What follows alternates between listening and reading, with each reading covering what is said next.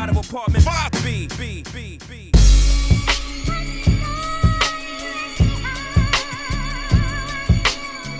You're now tuned into the Apartment 5B podcast, where we chop it up about hip-hop, R&B, sports, love and life. Hosted by Kill.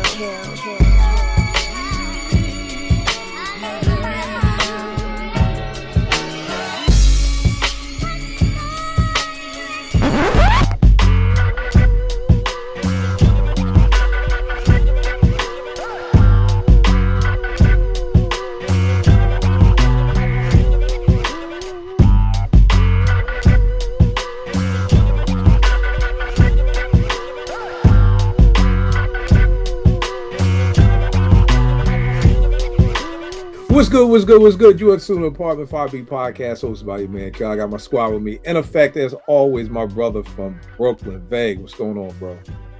What's up, man? Chilling. Nick's up, though. Nick's up. Here you go, bro. Here you go. But Trey Lee, Apartment 5B lawyer, Philly legend, new album about to drop tomorrow. What's good with you, brother?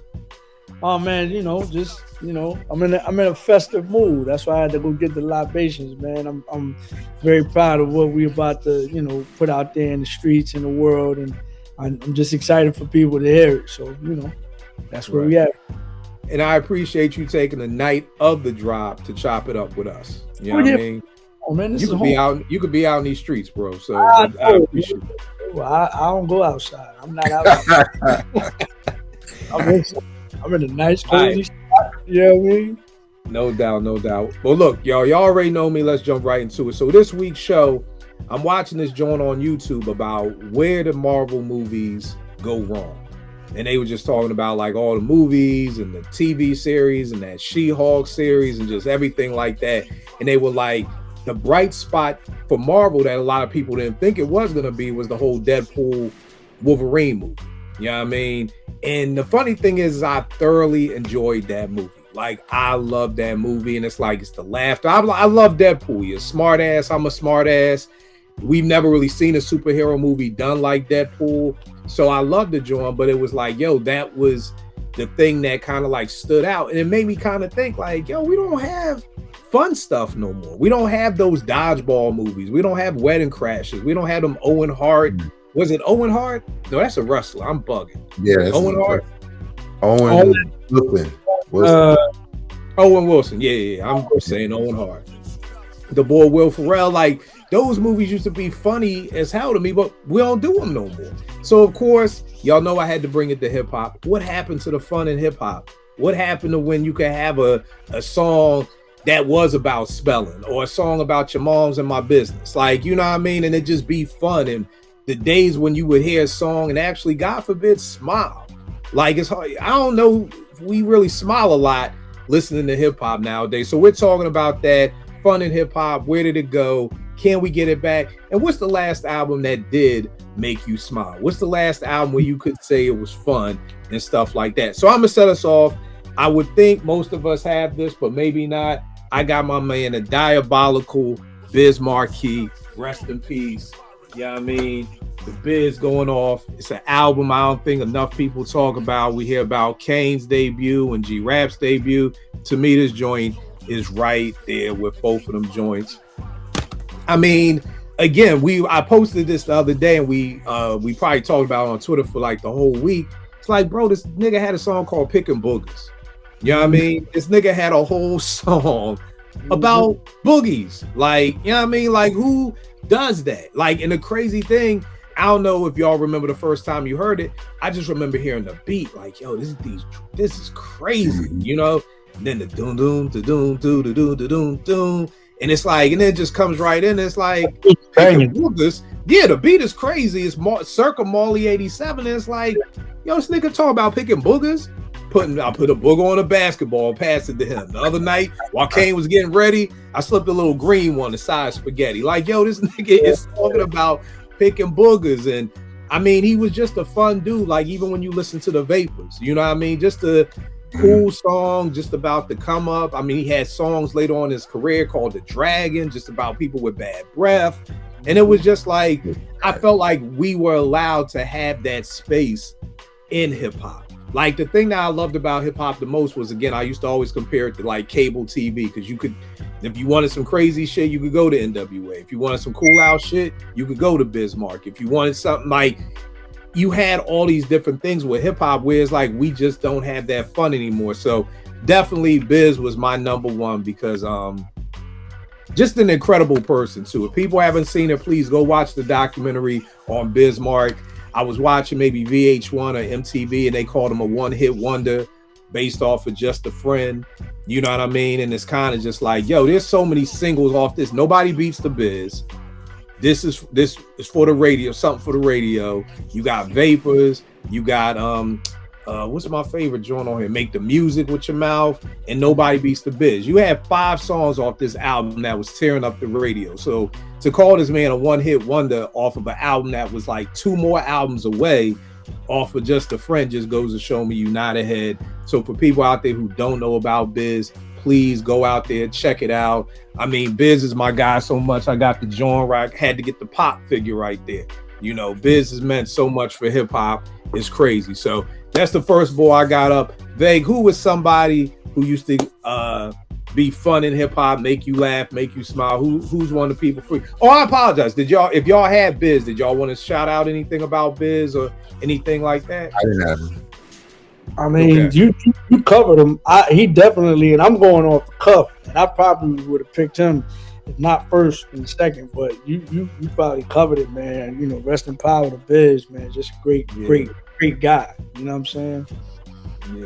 Yeah. All right, Babe, who'd you have up next? I had Kid and Play. Nice. I always felt like their music was fun, and it was about dancing and, you know, hip hop joyful noise. You know what I'm saying? Like, there was, to me, that's what attracted me to them as a group, being young around that time, because, you know, you're trying to do their dances. You know what I'm saying? Their rhymes are easy enough to say, but still felt like they had bars before, you know, he was really saying that shit. Right. And, well, they were clever, basically, with their rhymes. And then they were different in how they approached it. So it always felt like every time I heard a song or even like the movie, right? The movie kind of expressed their personalities also. So it was always like cool but fun at the same time. Right. So I've always enjoyed their music, especially back then when, you know, we danced, y'all. Like, we danced. For real. Yes. But we were serious about that shit. So hey, you had to be able to get it in. You know what I mean? Mm-hmm. Right. Yeah, bro. I mean, babe, when you talk about Kid and Play, this was the back of their album cover, and I used to just stare at that all day. Like, number one, they had the Jordan 3s on. Kid had the white Johns. Play had the black, and the Benz and the Volvo. This is back in the day, y'all, when a Volvo was like an AMG Mercedes. Like, this is the day you had the bad dances, the body action dances. Like, just a very dope album, very dope time. I always tell people, Kid and Play had a 4-single run to me that is very hard to match. You had Do This My Way. Ooh. You had I apologize. You had Last Night. That's my favorite right there. You had Last Night. You had Do It My Way. Do This My Way. You had Getting Funky, and then you had Rolling with Kid and Play. Yep. That's a hard 4-single lineup, just back to back to back, that just kept it rolling. You know, and again, I think maybe they get lost because I know the younger generation probably just knows them from House Party and, you know, may have never heard these songs, but definitely tap into this album too. Hype. Definitely a very, very dope album. Trey, who's one of the people for you, good brother? Man, I'm gonna have to go with MC Ricky D, man. Slick Rick. Slick Rick, he changed culture. He you know, there's like certain aspects about the culture. It shifts when certain people come along, and you find, you know, several people after them trying to rhyme like them, trying to, you know what I'm saying, dress like them, trying to sound like them, you know, voice texture and all of that. That was MC Ricky D. That was Slick Rick, man. And you know, The Great Adventures of Slick Rick. I mean, you can't say enough about that album. You know what I'm saying? Like just the storytelling. But it was storytelling, and it was some things that happened within the story that may not have been fun, but he made it sound fun. Not only from the way he delivered it, but because of the sound selection, the soundscape. It was up tempo. You had no choice but to dance to Children's Story. You had no chance. You know what I mean? Like the whole album was at least 100 something beats per minute. You know what I'm saying? Right. So you had to dance to it. You know, no matter what he was saying. But I mean, like that was definitely me as an MC. He was, you know, I had a song that I heard Lottie Dottie, you know what I'm saying? And so I wrote a joint called There Was a Party when I was 15 years old, mimicking the whole shit, you know what I'm saying? Of course, doing it in my, you know, with my own words and things like that. But I mimicked the whole Lottie Dottie joint down to from the beginning to the end, you know what I'm saying? So yeah, he personified fun to me. You know what I'm saying? That's dope. The funny thing is, bro, I'd posted Doggy Style this Monday. So Cass was talking about that, and niggas was like, yeah, Lottie Dottie was my shit. I was like, dog, that's the one song I hate off that fucking album. You know what I mean? But the wild part is that I realized for a lot of young boys, they never heard the original. You know what I mean? So for a lot of people, when somebody tells me they love Lottie Dottie, that came 7 years later, right? 7 or 8 years Lottie later. Dottie was 85. Yeah. So basically almost, like, yeah. You're talking about a decade, yeah. Right. Mm-hmm. So it's just crazy to me because it's like, wow, like y'all never heard Lottie Dottie. Or a lot of people like that introduced me to Slick Rick because somebody told me. So it's just bugged again how I always say age plays a part in hip hop and how we hear it and how we digest it. Everything like that. Trey, I'm gonna move around on my list because you kind of alluded to it in some ways, but I'm gonna go with Dane with Fame. There we go. You know what I mean?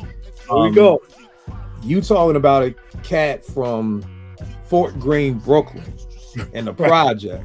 You know what I mean? I used to stay in Fort Greene, and my aunt would always. I lived off on South Portland. And she'd always be like, don't go over on the other side of the park. The project's over there. Like, so I could only go through half of the park. And I listen. You ain't got to tell me twice. But this boy from Fort Greene Projects talking about Cinderella Dana Dane. Right. First of all, this is a dude comparing himself to Cinderella. Right. Okay? Right. And nobody found anything wrong. There would have been a million pauses right now. Right. If a nigga came out and tried to be like, yo, I'm Cinderella. Like, pause. Like, we heard the song. We love Cinderella Dana Dane. Nightmares. Like, this dude is going to talk to a shrink about having nightmares, you know, and Bonita the Beast and everything like that. So, I mean, I just think, you know, again, kind of similar Slick Rick, like you said, kind of had the whole style and everything, but it was just like Dana Dane was just about having fun.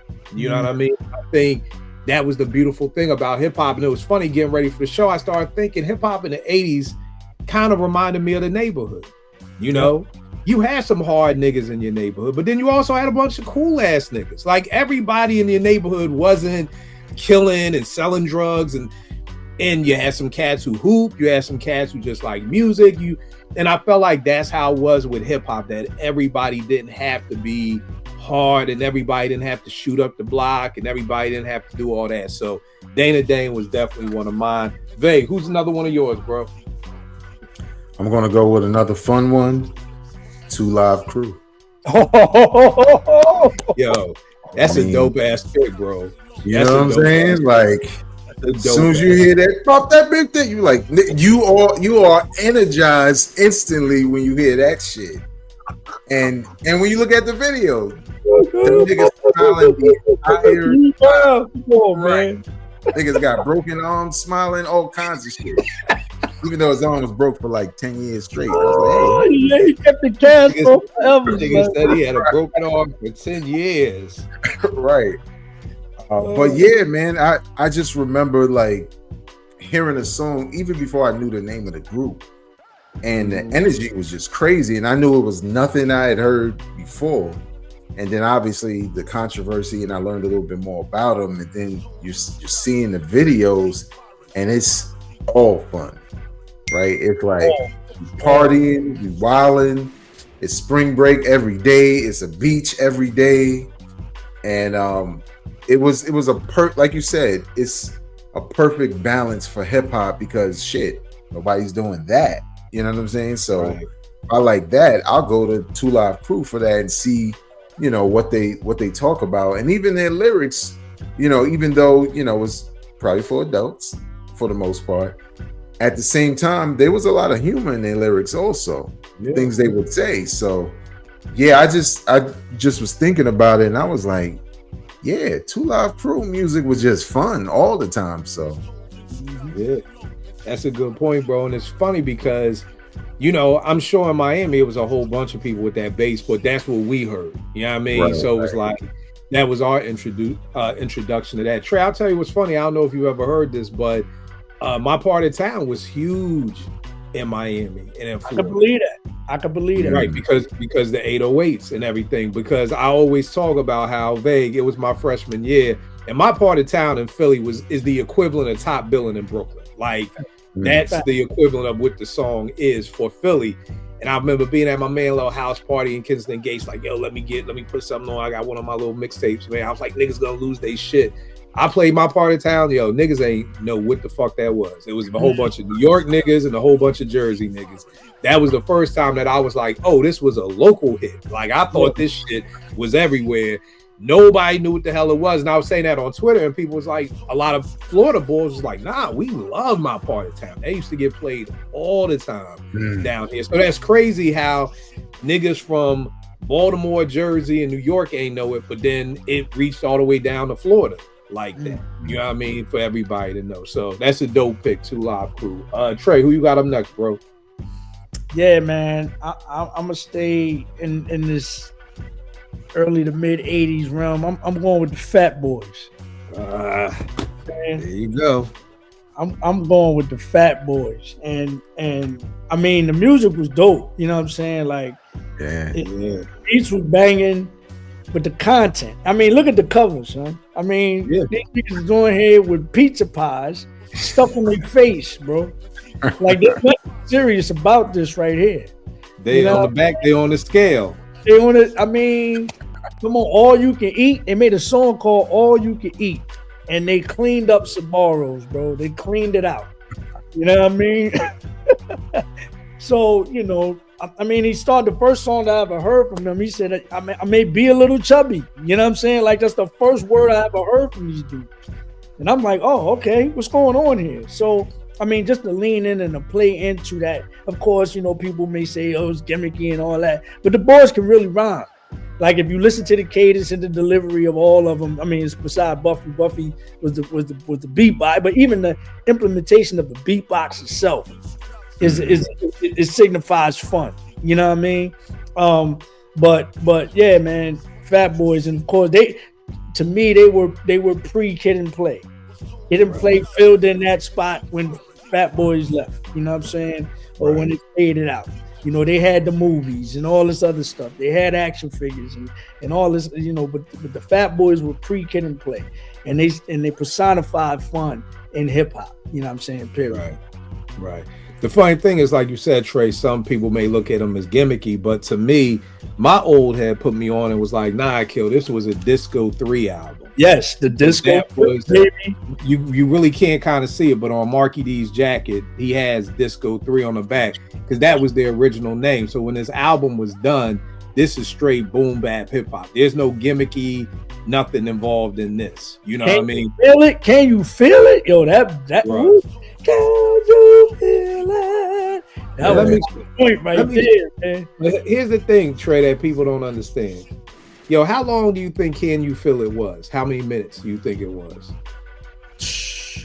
It wasn't that long. Nah, Can You Feel It is 6 minutes and 38 seconds, bro. Okay, so rhyme wise, or was it mostly music? I mean, it could be music, but I'm just for young boys watching. I want people to understand where you popping the song now and it's 1 minute and 40 seconds. Right. While us old heads be like, yo, what the fuck?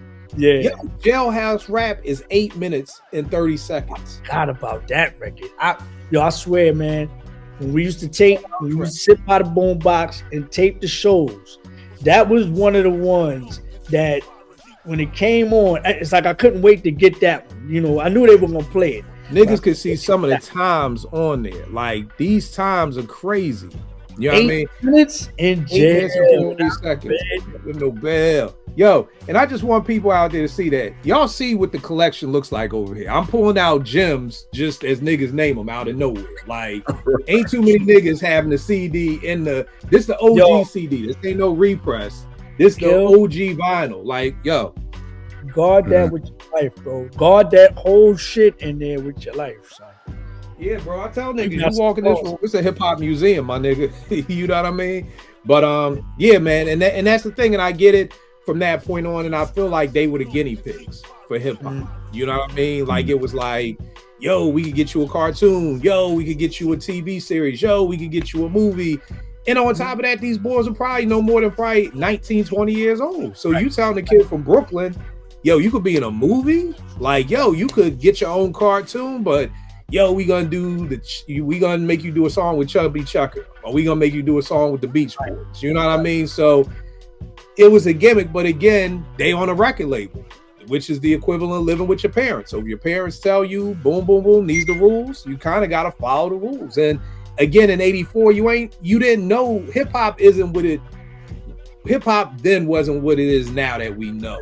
You know, now you may sit back and be like, I don't know if this, you know what would happen, Vague? If niggas came to us and was like, yo, Vegas a kill, y'all should do a cartoon. You know, we'd probably be like, but is that good for the brand?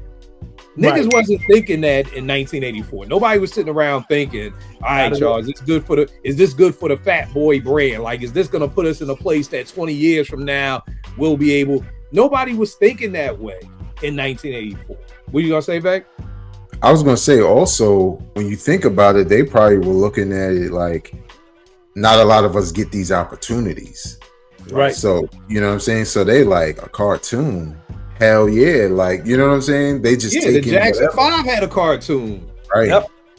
Like, let's do this. Like, hey, a cereal that would have been perfect for them. A Fat Boy cereal in 1985, nigga. Let me explain to you. Even if that shit was nasty, I would have been eating that shit every day. Like, I got my Fat Boy cereal right now. Like, that's how crazy it was. But again, no.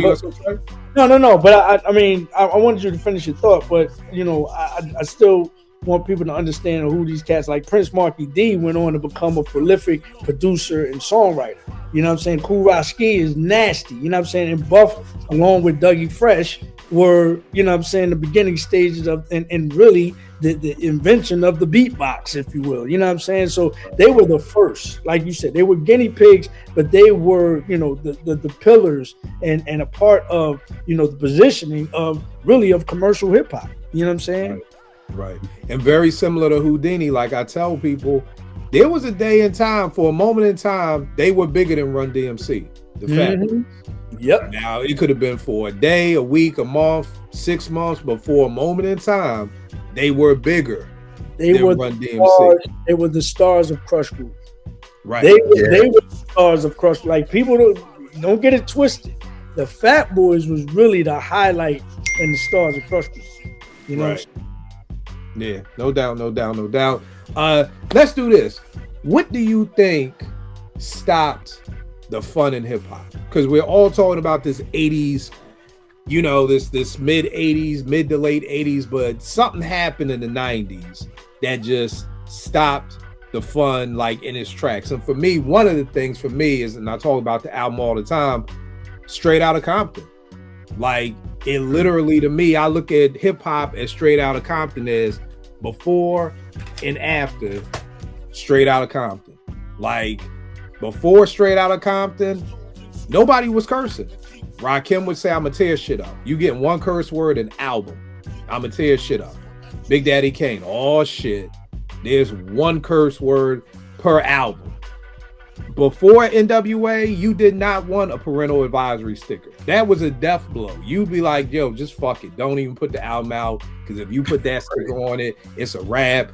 Nobody's gonna play it, and no DJ's gonna play it. The record stores ain't gonna sell it.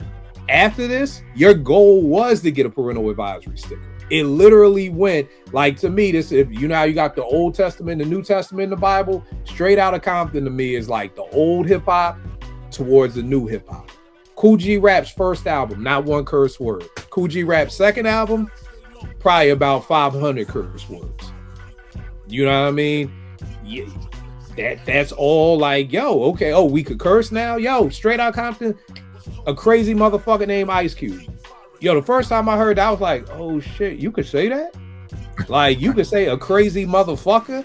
Now, in 2026, that sounds crazy because niggas say a whole bunch of words. But in 1988, when you only hearing a shit, you ain't even hearing a fuck. That may have been the first time you heard fuck on wax, was a crazy motherfucker named Ice Cube.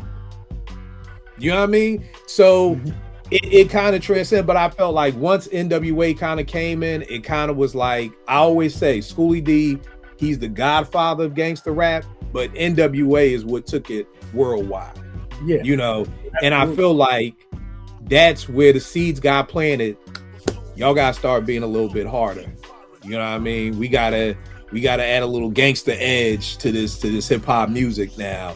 And I just feel like it didn't happen immediately because we still had fun hip hop. You know, Kwame came out after NWA. So I'm not saying that it stopped, but to me, that was the beginning of the seeds being planted to be like, all right, you know, we gonna cut all this political hip hop and power to the people and all this dancing shit is out.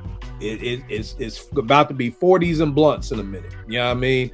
But Veg, what do you think? What do you think are some of the things that kind of stopped hip hop from having fun or stopped allowing MCs to just kind of be themselves? I think it was like a slow death of fun in hip hop. Feel like I've got a couple punches and kicks in there because I've said on this podcast there was a point in time where, and I'm sorry I always use Blue Cheese, it just wasn't only them. But they just always the perfect example for when I got tired of that. And a lot of me getting tired of it was because of the West Coast, right? Yeah. Like I was heavy in that early 90s gangster rap, like because I felt like I was learning a lot about real neighborhoods, you know what I'm saying? And on the East Coast, we weren't getting any of that. So once we got the Black Moons and the Nas and the Wu-Tangs and all that, I was all in. And I feel like that's when it was like really dead. And Biggie kind of put the last nail in it when he was like, your life is played out like Kwame and those fucking polka dots. Mm-hmm. It was like, damn, we can't wear polka dots no more. We gotta fight and shit. Like, but we was with it. So I felt like it's to your point, it was that, but I felt like it was a slow burn starting on the West Coast and then the East Coast followed and that was it. Yeah. What about you, Trey? Yeah, like when NWA came, you know, it was the, you know, it was to me, it was the West Coast, kind of West Coast, at least the first album was the West Coast version of PE. You know what I'm saying? Then once Cube left, then they started to get into some other shit. They started to get more vulgar with the women and all this other bullshit, right? But we still had Native Tongue to kind of balance that shit out. You know what I'm saying? You still had Daylight, you still had Tribe, you still had, you know, Jungle Brothers, you still had, you know, Moni Love and even Queen Latifah and all that shit going on, kind of balance it. But I think when it really, to your point, Vague, the beginning of this movement we talking about with Black Moon and Big, you know, on the east side, on the East Coast, was really Onyx. When Onyx came with that shit, with the bald head shit, with the black shit, and that to me, at least on our side, was really like, oh, this shit has changed. This changed. A lot of niggas started shaving their heads because of them niggas. A lot of niggas, you know what I'm saying, with the even the way that they were rhyming, the aggressiveness of the style. You know what I'm saying? Onyx ushered in, and I don't think they get the credit, you know what I'm saying, with regard, or at least get acknowledged for that wave to really make the East Coast shift. But they caused a serious shift on the East Coast to say, yo, put that native tongue shit down. This ain't what we doing no more. Put that, you know what I'm saying? Now it was the Scullies. Here come Redman with this shit. Here come, you know what I'm saying? Like all of this shit happened in 90s. Here come Naughty by Nature with the machetes and all this other shit. You know what I'm saying?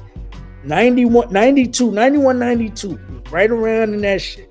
That's when things started to shift, and then you never saw it. We lost the fun from there. Now it was just about, you know, how motherfucking rugged you are. You know what I'm saying? How many Glocks you got? How many people rocking with you? What kind of, you know what I'm saying? What kind of, you know what I mean? Like how many people on stage with you? That kind of shit. You know what I'm saying? So yeah, I think Onyx kind of pushed that shit into that direction, like for the foreseeable future, if you will. Right. Vay, what you gonna say? I was just gonna say, to his point, one of the biggest examples of Onyx influence is Run DMC looked like fucking Onyx when they came back. That out, down with the Run DMC looked like Onyx. Right. Right. It's like J Master J just sent them to the same stylist. Like, give them some Walker wear, bald heads, some Timbs, let's go. You know what I mean? That Down with the King, that whole album cover is just the Onyx, you know, white.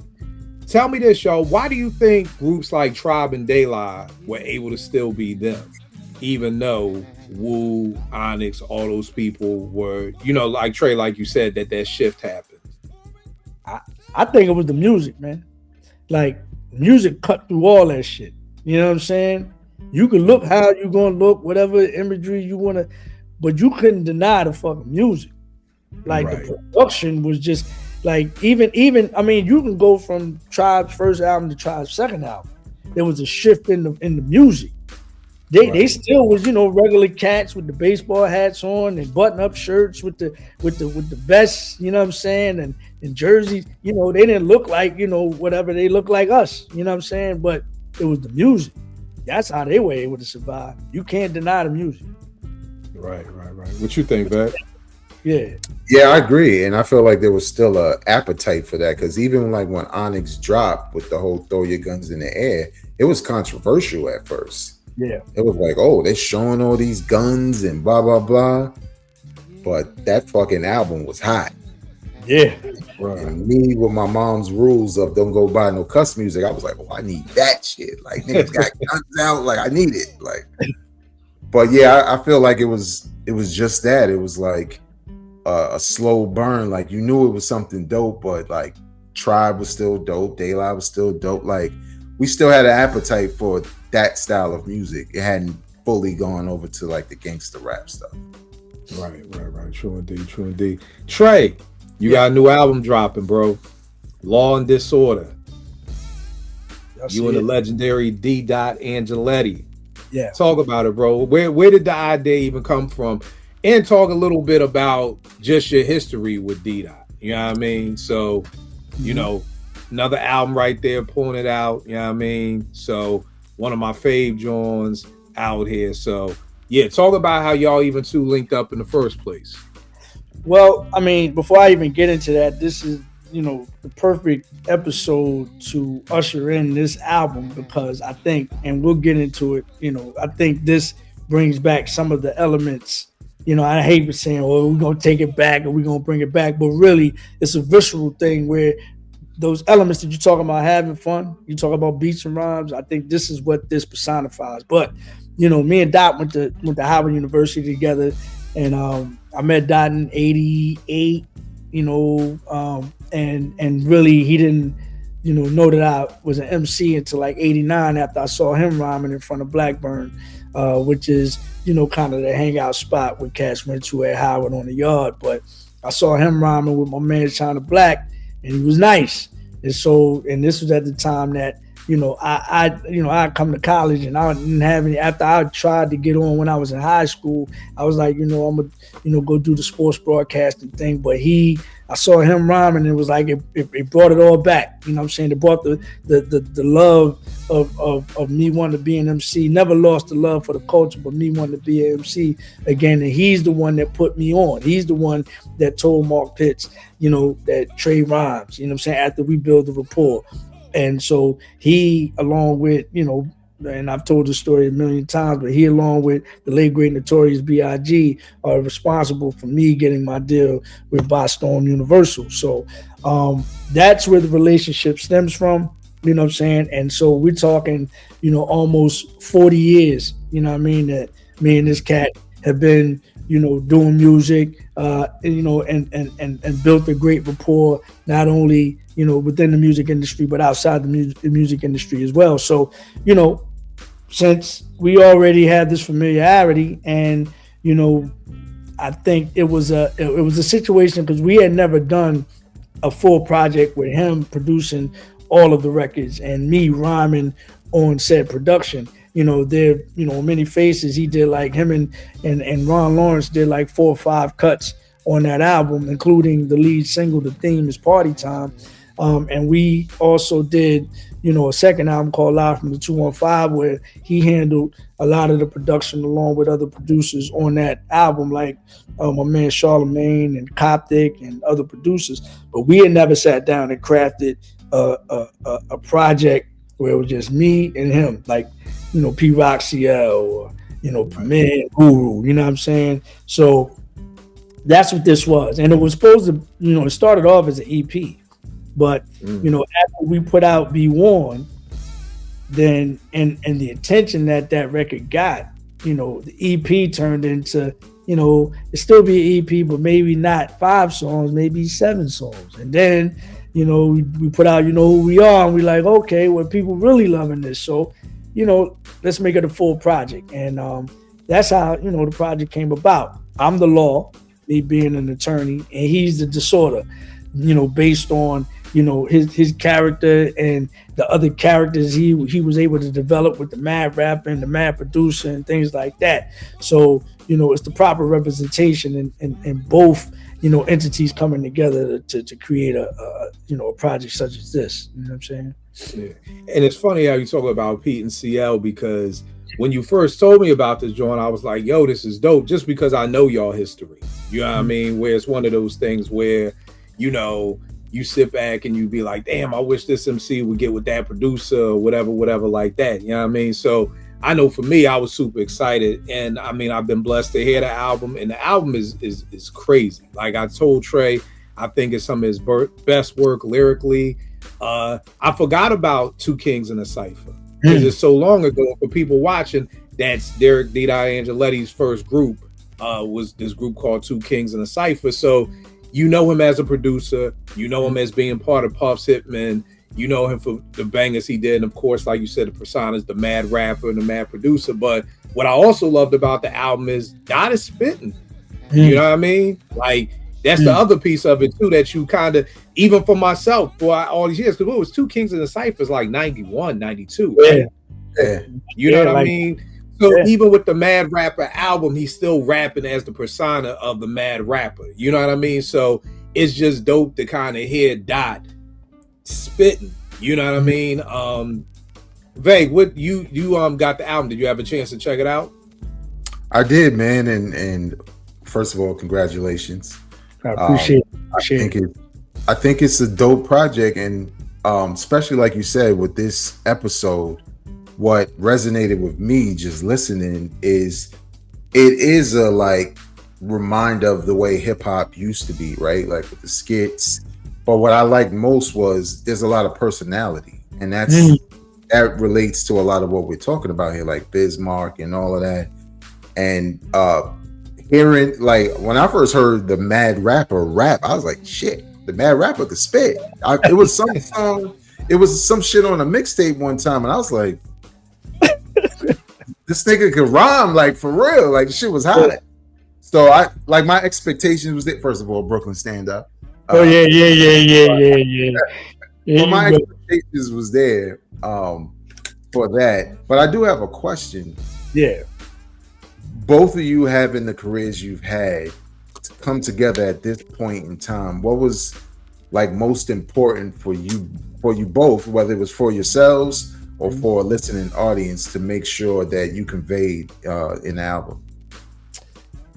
I think the most important thing was to remind, first and foremost, we both, and I think if he was here, he would agree, we both have to remind ourselves that we still have a gift. You know what I'm saying? Regardless of, how the industry has changed and people have come and gone, and, you got new players at the table and old players coming back to the table. Like, we still have a gift and we still can compete, if you're thinking about it in that manner. So I think it was, just a reminder for us that this is what we do, this is who we are, and why stop, and why, not give the public at least a chance to see what we can do. You know what I'm saying? And it's funny that, the discovery of D-Dot, spitting, right? Because one of the things that I told him when we did this, because a few of those songs he had done in his Mad Rapper voice. And I told him, no Mad Rapper voice while you rhyming. We're definitely gonna have the Mad Rapper presence, you know what I'm saying, in the skits and the, some of the ad-libs and things like that. But we need the people to hear you in your voice rhyme, because you can rhyme. You know what I'm saying? Like, again, that was one of the things that I gravitated towards when we first met. I'm like, nah, you rhyme. You know what I'm saying? And I think, when we were putting together the album, there was, because he just like when I tell people the story with me and Big, and not to toot my own horn, but I'm not gonna play around with it. You know what I'm saying? And so with you rhyming with me, that's gonna cause you not to play around with it, and that's what you hear. You know what I'm saying? That's what you're listening to. Like Dot, he wasn't, just like all MCs, we all got egos. So Dot wasn't gonna sit up there and let me just skate all on the joint, and he ain't gonna, like hold his own. So Dot came with it, you know what I mean? So that was really what it was, us proving to ourselves that we still know what we're doing. We still, and I think Dot kind of got a chip on his shoulder, you know what I'm saying, as well as I do. But I think he gets overlooked as a producer too. Like, people don't understand or realize the production and the impact that this cat has had on this culture. You know what I'm saying? Like the hits. Trey, we could just say the Benjamins. We could just start and stop with the Benjamins. Like, that's it. That gets you to the front of the classroom. That alone. That is one of the dopest beats ever. But let's be. But I'm gonna ask the both of you. Do you feel like, for you to just say that, do you feel like that it gets the recognition for him as a producer that he deserves? Nah, because I think the problem is whenever you're in a crew of producers, number one, you gotta look at when Dot was hitting and when Bad Boy was on fire. The average person was not reading the inside of the booklet. They weren't opening this up and being like, okay, who produced what and who did what and where. And he was never like, that's me, I did it. Right. So you got to understand, you're under Puff. Who's all in the videos? Puff. Right. So for the average, and again, I keep saying the average, and here's the thing, y'all, I even go to some hip hop heads, because everybody does not read liner notes. You know what I mean? You could love hip hop to death and have never read a liner note a day in your life. If you know it's affiliated with Bad Boy, everybody thought Puffy did it. Remember, Puff had the joint out called "We Invented the Remix." Right. It ain't say D-Dot, fucking Ron, Nasheem, Chucky, Stevie, nigga, we invented the remix, and nigga, I'm on the fucking cover. Right. So it's similar to me like why Dilla left the Uma, because it said produced by the Uma. Then people like, oh, Q-Tip did it. And Dilla like, nah, nigga, I did it. And it's like, nah, that's Q-Tip. So now you go from the Uma to Produced by Dilla for Pay J Productions. Yeah. Like there's not, so I think like that's one of the reasons why he doesn't get the love, because people aren't putting Money Cash Hoes. Oh God, I'm bugging. Money Power Respect. They're not putting the two together. Whereas when you hear Gangstar, you know it's Premier. So it's no misconception about it. And then I think the other thing that another reason why Dot may not get the props is because during those times, most of the big name producers that we knew at that time were part of groups. Yeah. It was the Pete and CL. It was the Primo. It was even a little bit more. Dilla with Slum Village. It was Q-Tip with Tribe. And, you know, why don't Q-Tip get the props he got? Because it said produced by a Tribe Called Quest. Right. We all thought that meant the DJ did it. So, again, so I think it's those things that, you know, are the reasons, because Dot and Ron, if I'm not mistaken, did Where I'm From, which is probably like a top 5 Jay-Z song to me. Absolutely. That record, right, for me, the Benjamins, when I hear Where I'm From, that's crazy. You know, so again, and then I think when you start seeing names put together, if it's produced by Derek D. Angeletti, maybe that'd be different. But then when you see Ryan Lawrence, then it's like, okay, you know. But I think at the end of the day, if you're under Bad Boy, Nasheem, people don't know that Nasheem did what was that shit for CNN, their first joint? Yeah, Tony. Tony. Like, who shot you? Right. That's what I was about to say. So it's like, again, these are some of the biggest songs that the average, not even the average listener, the average hip hop head don't know who produced. So I mean, I think that, but Veg, what do you think about? You think D-Dot gets the props, or why or why not? No, I think it's like what y'all said. I mean, honestly, you think of something like the Benjamins or Where I'm From, or Tony, and you really think about the music first and then the artist on the song, because that's what made it popular. But like you said, maybe that was, I mean, I knew because, you know, I read the credits. But, you know, and with, as a hip hop head, you know, you seeing that shit, you seeing like D-Dot did Benjamins, right? And you like, oh, and that's like a feather in his cap to you as a hip hop head, like, oh, he did that shit. But that's not widespread. It's more like, that's a hot song. I have no idea. Like, I have my brother, I always use him as an example because he ain't know shit. He 10 years older than me. But I always use him as an example because he looks at, like, he didn't know about Dilla like that. He didn't know Dilla was in the Uma, and I point out a beat and I'm like, Dilla did that, not Q-Tip. And it's only because Dilla at some point was like, hey, this is my shit. And I think that's why more people know. But he still got big songs that people don't know he did the shit. You know what I'm saying? Right. So it's just one of those like thankless situations where you kind of expect it to be more out there, or at least have the MC say your name every time it was a beat. Which happened a lot for Premier, right? Yep. Like with Nas and Jay, they always Premier's on this shit. So it was probably a lot of that, unfortunately. Yeah. Wait, let me say this one thing. When the album started, and I was like, because I always loved like the mad rapper shit. I just always forever think the shit is funny. Even when it's not funny, I'm the only nigga laughing like, yeah, what you gonna say? But when the nigga was on trial and it slowly started to creep in my head, I'm like, Trey the lawyer? And then you stepped up, I was like, oh, this is fucking hot. Like, like, this is perfect. You know what I'm saying? So I was already locked in just because of that vibe and how y'all were thinking about these things. So I appreciate that, man.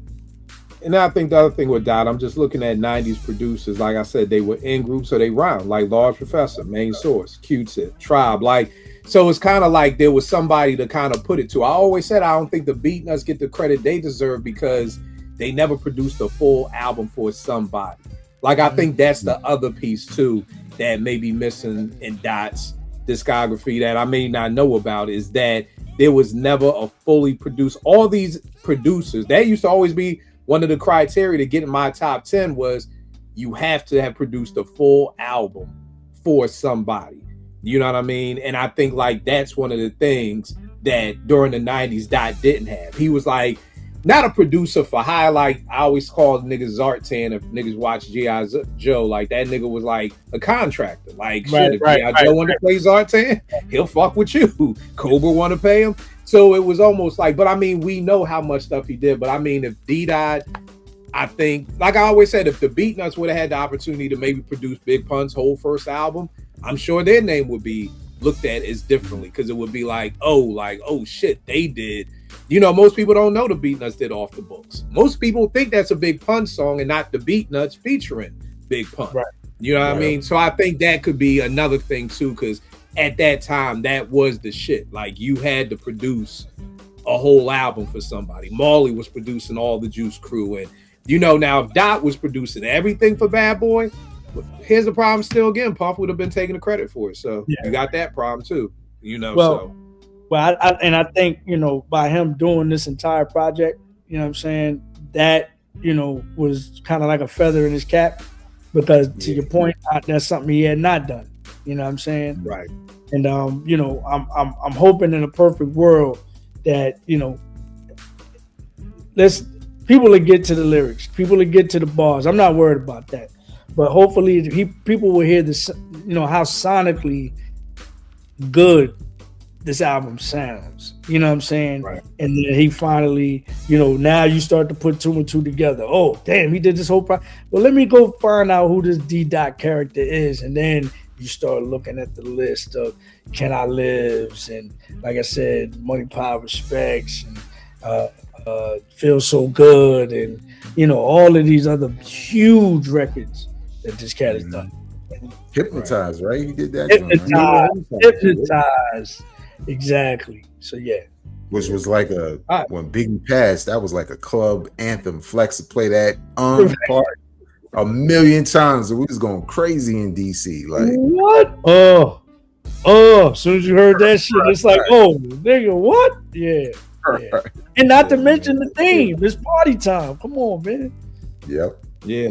And I think another thing about the album, Trey, is the beats are banging. You know what I mean? Like, when you first sent it to me, there was like 5 that I just had to keep going back to. What's the joint that I love that y'all guys shoot the video for? Seen it all. Seen it all. Yeah. Seen it all. Like, you know, that's crazy. And I loved it that you guys, the way you kind of did what I always said, like a Slaughterhouse needed to do, that there's songs where you got your solo songs on here, Dot got a solo song, and the songs of y'all together.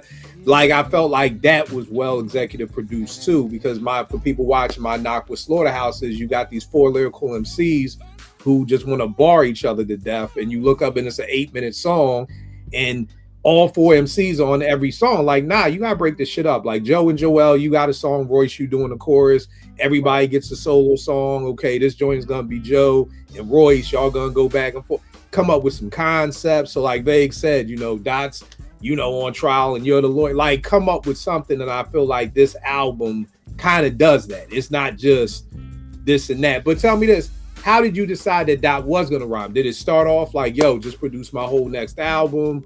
Was it like, yo, we should rhyme together? Like, how? Because y'all really are on some EPMD type shit on this album, going back and forth. So where did that idea come from?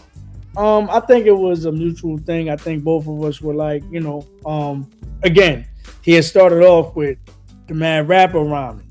So it was going to be him as a featured, you know, producer, you know, Mad Rapper, you know what I'm saying, coming in here and there. Because again, it was only supposed to be an EP. So it wasn't supposed to be that many songs. It was only supposed to be 5 or 6. So, you know, half of the songs was the Mad Rapper rhyming. But then as we built, you know what I'm saying, what this album ended up being, you know, again, changing his voice, you know what I'm saying, to regular D-Dot shit. But then still, you know, him being I guess at the end of the day, it was him being the featured producer, but me still being the featured MC. That's why I had more solos than him. I think he had 1, I had 3. You know what I'm saying? He wanted to make sure that I was still, because he, again, this is all the law and the disorder. Right. I'm the craftsman. I'm the MC. Like, I'm not playing around with you niggas. He's having fun. You see what I'm saying? He's having fun throughout the entire album. You know, I made sure a glimpse of fun here and there only because I got this nigga with me. You know what I'm saying? Right. he's gonna make me have fun. But if it was just me by myself, it would have been just straight law. It'd have been straight, you know what I'm saying? I'm gonna rip your head off and you know what I'm saying? But no, he was Trey, let's have some fun let's dance on these niggas. Let's skate a little bit. You know what I mean? Let's give them the bop. You know what I'm saying? So, you know, again, going into it, started off one way, ended up another way. But the whole premise was he's the featured producer, I'm the featured rapper, but he gonna give you some bars, you know what I'm saying? And you know, at the end of the day, it just worked out the way it worked out. You know what I mean? All right, well, that's dope. That's very dope. We're gonna talk more about it, but where is it gonna be available at midnight? All streaming services, all streaming services, all streaming platforms. You know, we ain't gonna get to when you can, you know, actually purchase it. We'll get into that later, just because I don't want to get, you know, hemmed up in a couple of things. But I'll let y'all know later if you want to cop it, where to cop it. You dig? All right, but there will be physicals coming. Yes, absolutely. Right. Midsummer, definitely look forward to the physicals. Sure. All right, no doubt. Let's get back to the fun. Another group for me, I'm gonna say Digital Underground. You know what I mean? It's funny because I was playing it for Nay one day, and she was like, "Yo, you like this shit?" And I'm like, "Yeah." She was like, "I was like, yo, this was shit." She like, "Daddy, this nigga got all the fucking mustache and the glasses with the nose. Like, this shit looks stupid." I'm like, "Yo, but the Humpty Hump was the shit." You know, truth be told, Do What You Like is my shit. I may like Do What You Like more than the Humpty Dance, which I know is unpopular, but it was just so. It was again. It just goes back to the word fun. You know what I'm saying? Vague. You brought up same song about songs that introduced us to MCs, and same song introduced us to Pac. Like, same song again. It was just a fun vibe. Kiss You and I Kiss You Back. It was very fun. About that. Yeah, you know, it's a very fun space, and that was okay. And I think we were talking about NWA. The thing I love so much about hip hop is that everybody loved each other. You know what I mean? You could have an NWA, fucking Too Short, Jazzy Jeff and the Fresh Prince, Kid and Play, Big Daddy Kane, Eric B and Rakim show. Now, when you put that up, you're talking about 4 totally different categories. Like, NWA is I Kill You, Eric B and Rakim is like, nigga, don't fuck with us, but then Kid and Play is dancing, and Jazzy Jeff and the Fresh Prince is fun, and, you know, Too Short is, you know, F all these hoes, like. And it looks like it wouldn't make sense, but we love those shows. And all those people who were on tour together all had love for each other. It wasn't like NW Easy. He was like, "Yo, Kid and Play, get the fuck away with me with them dumbass dance moves." Right. You know what I mean? Easy could have fucked around and been backstage like, "Yo, show me how to do that." Like, it was a love and respect that everybody had for doing their thing. You reading the liner notes, everybody thanking everybody. You would read the liner notes of an album, and rappers would be thanking other rappers. You know, rappers used to shout other rappers out on albums. You know what I mean? And you know, that was the fun that I love, and I think this Digital Underground and Shock G, God bless the dead. It's sad at how many legends we've lost. You know what I mean? And you know, I was talking about it, and I didn't even realize, like, you know, again, I remembered Shock had passed when Naomi was like, "Well, what they working on now?" I'm like, "Oh shit, Shock, you know, he passed a couple of years ago." So it's just crazy that we're saying Biz no longer with us, Shock G no longer with us. You know what I mean? So definitely R.I.P. Shock G, but definitely miss Digital Underground and joints like that. Vay, what's another one for you, good brother? Kwame. Nice. Hey man, like nice. The fashion, the fun, the being unique, you know what I'm saying, in its sound, because it at some point you could look at a lot of the videos from that time, especially the video being gimmicky, but then niggas could rhyme, so then that kind of draws you in even more, like, oh, it kind of dope. It's not just the fashion in the video that's ill, it's the whole package. And I feel like with him, like he really was just about that. He's really, it kind of reminds me a lot of what I said about like Kid and Play, like fun, but also clever, you know what I'm saying? And charming at the same time. And that's what kind of enhances the fun, right? You feel like, I think I could be cool with this dude, you know what I'm saying? Like in real life, just hearing him rhyme and shit. And then also like being of a certain age and the references he would make that told me he was into some of the things I was into, even as a kid. You know what I'm saying? So I could always felt and shit, especially now if you go to his Instagram. Because sometimes he be pulling out, I'm like, man, I need to get some of those. I know you said it's action figures, Gil, but I need to get some of those. Okay. That's what my wife gonna call it as soon as I open up the Optimus Prime. She'll be like, this nigga got toys? Like, nah, this like, but nah, Kwame was wild fun, and unfortunately, like, hip hop was like transitioning at some point, and Big said that damning ass line. And I ever told you my true Hollywood story with Kwame? Nah. What is it, bro? What is it? I think I might have, but this Big was out already, right? So Biggie is Brooklyn. This is Ready to Die Big, and the line, you know, your life is played out. And me and my little sister are walking back to our block, but we like dumb far. And I'm looking and I see right in the middle of these two dudes, but he got his hat low. I was like, that's Kwame. I kind of whispered to my sister, right? And we're young, right? Not little, but I'm definitely older, like maybe 13 or something.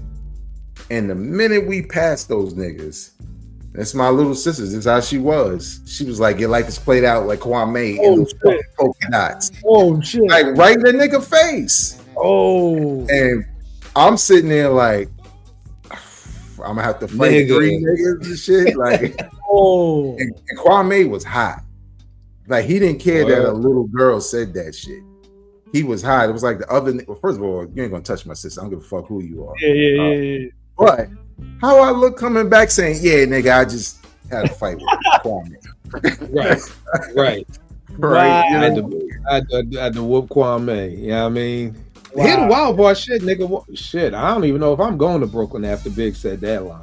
Like, not to be standing out on the block, nigga. I'm gonna stay in Queens for a minute. You know what I mean? But I'm with you, Vag. Yo, when this joint came out, the man we all know and love, it was just, the video was fun. The whole Minnie Riperton loving you spill with Spinderella in the video, like, that was dope. This joint right here, I know I'm the only human being. Well, me and Kwame are the only people who think this is a 5 mic album. It's a personal 5 mic album for me. I love this album.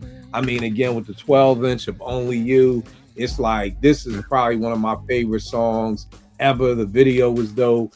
I mean, it was, you know, so yeah, Kwame is a perfect pick, bag. Real dope. Trey, who you got up next, bro? I'm going with Fun disguised as gutter. I'm going with Das Effects. Okay. Yeah. From the looks of it, you know, and from some of the titles, Straight from the Sewer and all this other shit and all of that, you know, it looks dangerous.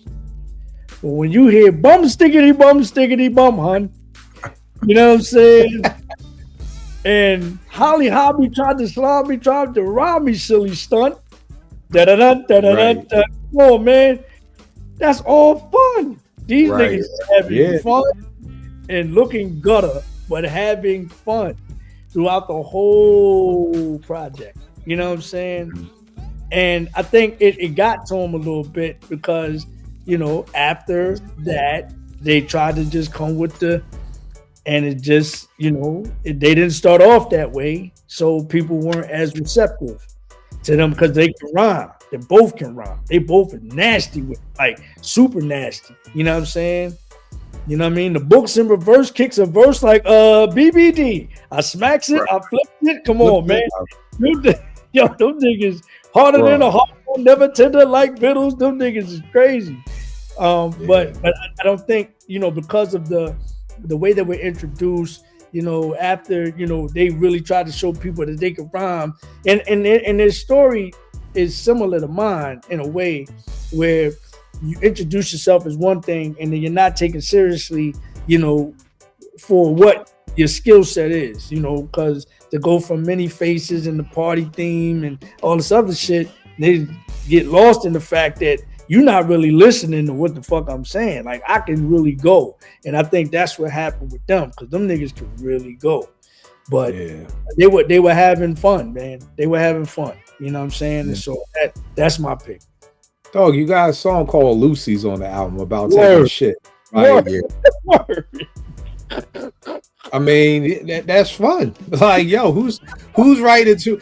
Is Benny the Butcher gonna write a song about, yo, I had this brick, but I had to take a shit, so I had to you're not gonna get that line from Conway or Stove Guy, like, you know what I mean? You're not. Like, you can't even admit you want to take a shit no more. Like, you know what I mean? So these dudes got a whole song about taking a shit, man. Yeah, you know, man. so Personified. that's crazy. That's crazy.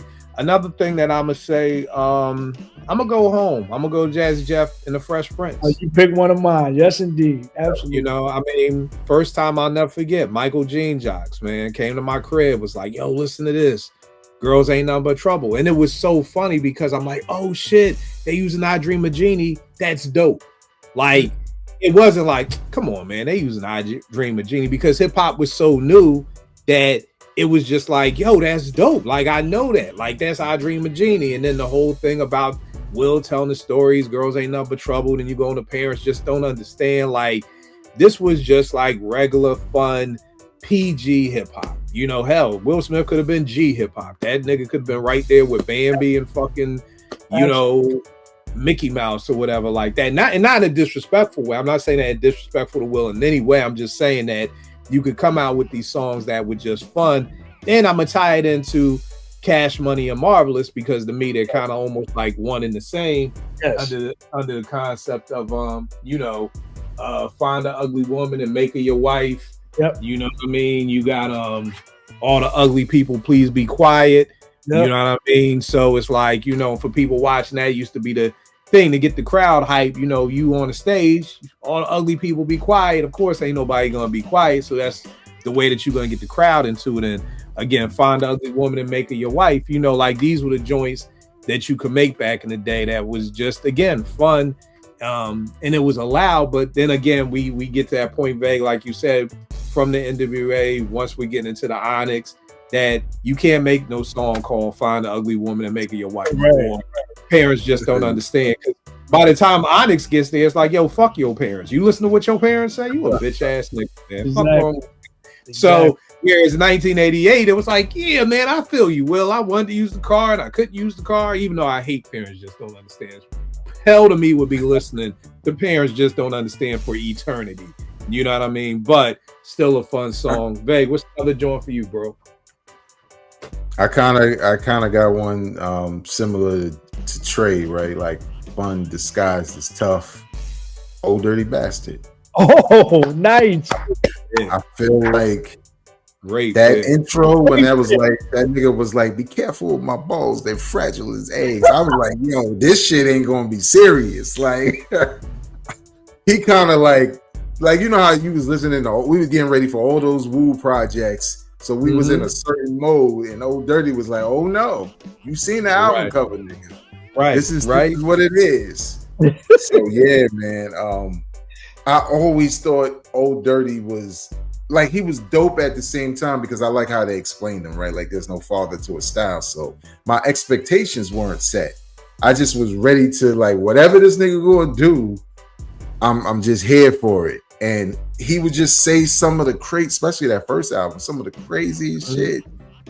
And it reminded me of that fun, you know what I'm saying, in hip hop, where, like Biz, right? Like Flavor Flav, right? Where you respect them and they're having fun and they could be serious, but hip hop doesn't have to be that serious, especially if ODB is like, he felt the earth tremble under his balls and shit, and he's singing it.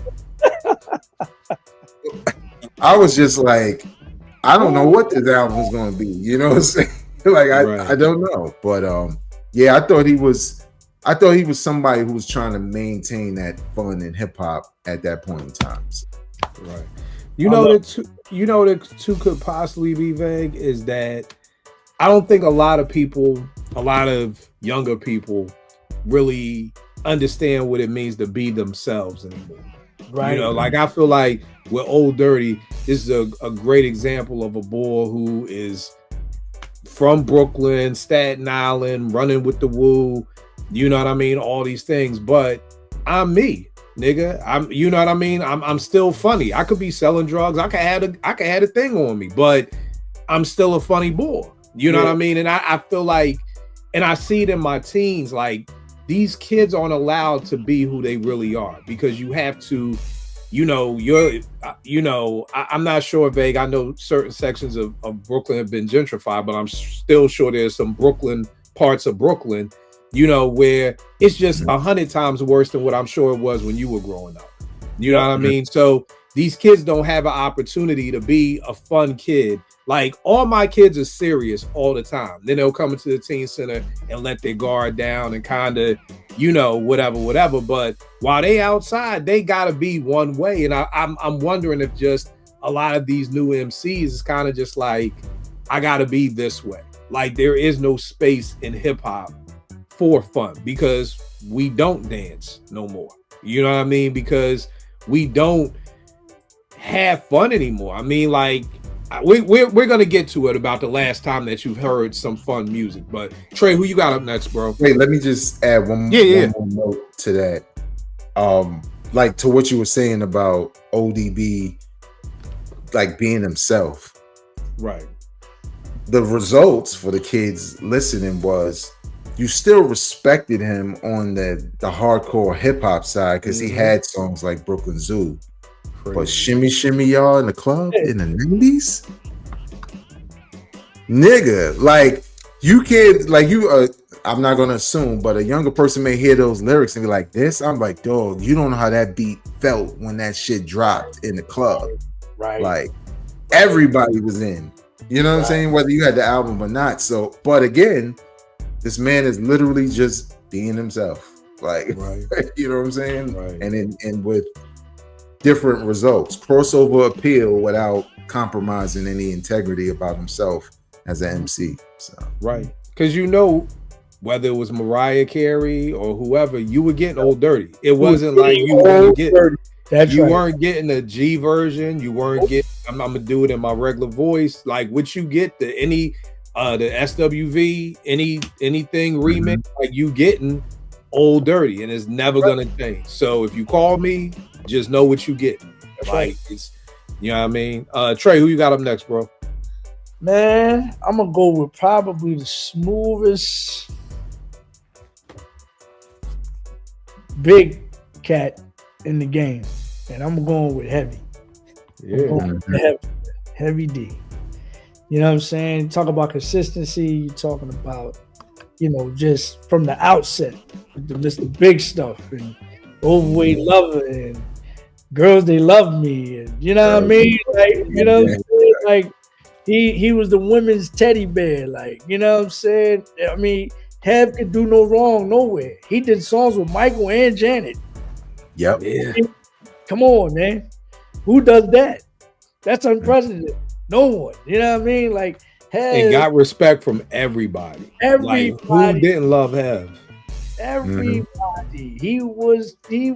He's like, if we giving out awards for, the funnest, MC of the year and album of the year, it has to be named after Hev, I believe. Yeah. I think the Heavy D fun album of the year. You know what I'm saying? Like he is the, man, he's the guy. He is the guy. Like you said, and you summed it up perfectly. He's respected by all. The hood, the parents, the kids, you know what I'm saying? Like, man. Head. Like what Tip say, because the bum diddly Hev is a favor of my mama. Like, like he made a song called Don't Curse. Don't curse. I mean, Hev, just an incredible MC. We were talking about him earlier because somebody said on the timeline, like, Nothing But Love was the follow-up to Blue Funk, which was kind of commercially underwhelming. And I'm like, nigga, what? It wasn't a commercial album. That was his boom bap album. And I'm like, nigga, it's the same way I've always explained on here with gospel artists. You may do a praise and worship album. You may do a contemporary gospel album. You may do a traditional gospel album, and all three sound different. Blue Funk wasn't supposed to do commercially well because it wasn't set up for that. This was set up for the heads. Yes. This is the first time we heard Big on a bunch of niggas. Yes. Usually don't have a song called A Bunch of Niggas on an album you trying to do commercially well. You know, you save that for Nothing But Love and Black Coffee, No Sugar, No Cream. Like that album was more of a let's go to the radio. This album was Hev giving the streets. Yes. He was feeding the streets. You know what I mean? And how many? Because he could do that. And how many MCs don't feed the streets when they've already done the commercial? You coming off a Peaceful Journey. You talking off of Now That We Found Love. Right. So to have a commercially great album and then go back and give the streets what they want, nigga, it wasn't a commercial flop or a commercial disappointment. I don't know who was expecting that album to do commercially well. And I always tell niggas on Twitter, see, we don't speak the same language if you talk about commercially. Like the fact that that's in your tweet lets me know me and you don't speak the same language, my nigga. Because I don't care what it did commercially. You know what I mean? I always tell niggas I tweet for the Stretch and Bobbito, niggas who listen to Stretch and Bobbito. That's who I tweet for. You know what I mean? So you gonna say something, Vag? Yeah, I was gonna say it's funny that Heavy D comes up because I was listening to like a best of Heavy D like a week or so ago. And I don't know why it didn't dawn on me, but to your point of everybody liking Heavy D did dancehall records, house music style records, hip hop, R&B style records, and never caught any flack at a time where Big Daddy Kane was crucified. Right. For making I Get the Job Done. Right. You know what I'm saying? Like, but I haven't by the way, but yeah. Right. But Heavy D was doing whatever he wanted, and we loved it. So, right. Yeah. That's a great point, yo. That is a great point. You know what I'm saying? Yeah. You was about to pull out a record. Now I'm just digging through the crates. Girls ain't nothing but trouble. You know what I mean? But you know, just the fun shit, man. You know what I mean? Like, so again, man, just the shit that I miss. All right, Trey, you said I'm gonna do a double take with this, and then we're gonna get into when did can it come back and when's the last time you saw fun. It's a mixture of Trey. You said something about the tempos. I feel like the bulk of the tempos in hip hop right now can't be above 80, and they probably average around 72. They don't have the bulk of them don't have drums. If they do have drums, it's the most boring ass drum programming in the world, and I feel like, like 72 beat per minute don't make you smile. There's no smiling with 72 BPMs, which then equates to they don't dance no more. Right. So dancing, and we did a whole show of Apartment 5B where we talked about like our favorite dance videos and some of our favorite dance moves, because I know people say they love hip hop, but how you don't know that b-boying was one of the 4 elements of hip hop, which is dancing, that we're missing. But I always tell people, go watch House Party. Go see how much fun that party was. You know what I mean? Kid is not nowadays. You sneaking out of your crib to get an ass whooping and be on punishment to what? Sit around and be on IG and stand on the couch and niggas on this side of the room and girls on that side of the room. Like, that's what y'all do now. Like, that was fun. It was fun to come home from school and me and my man Nate go in my basement and learn some dance routines and we gonna do this at the party next weekend. Woo, woo, woo. Like, that was fun to us. Like, we're coming home from school, like, all right, boom, fuck school. We gotta get these moves right for the dance party because I like Shorty and you like Shorty, so we gonna. Like, that's to me what made house parties so dope was what we were really doing in real time if you were outside. Now somebody watching house party now probably can't relate to it because, again, you weren't outside in real time to see that this is how parties were. If you wanted to get the girl. Trey, I always say, man, who was probably outside of the drug dealer? A nigga who could dance. Yes. May have been the not most respected as far as fair, but as far as like, that nigga nice. Like, because dancing was the shit, and I don't know if that's coming back. I don't know when Goody made They Don't Dance No More. It was like, they don't. Like, this ain't it no more. Like, there is no more dancing. What you gonna say, Trey? I got hope. Okay, good. And the reason I got hope, and it's in it's in the generation of my kids. My kids are 11 and 9. So I don't know what they call them. They call them Gen 8 Airs or, whatever. It's after the Z's, if you will. They tend to want to have fun. It was very interesting to me when me and Dot did Cadillac Chronicles. Mm-hmm. And is that Atlanta or Chicago? That's Atlanta. Okay. And the chat, after it was posted, two things that were very interesting. The majority of them were women. And I think it's because of the Sonics, because we did Party Time, right? That's one of them. A lot of women in our age group, it was nostalgia. Brought it all back. But the other comments that we got from younger people who watched the Cadillac Chronicles, because they have a huge audience.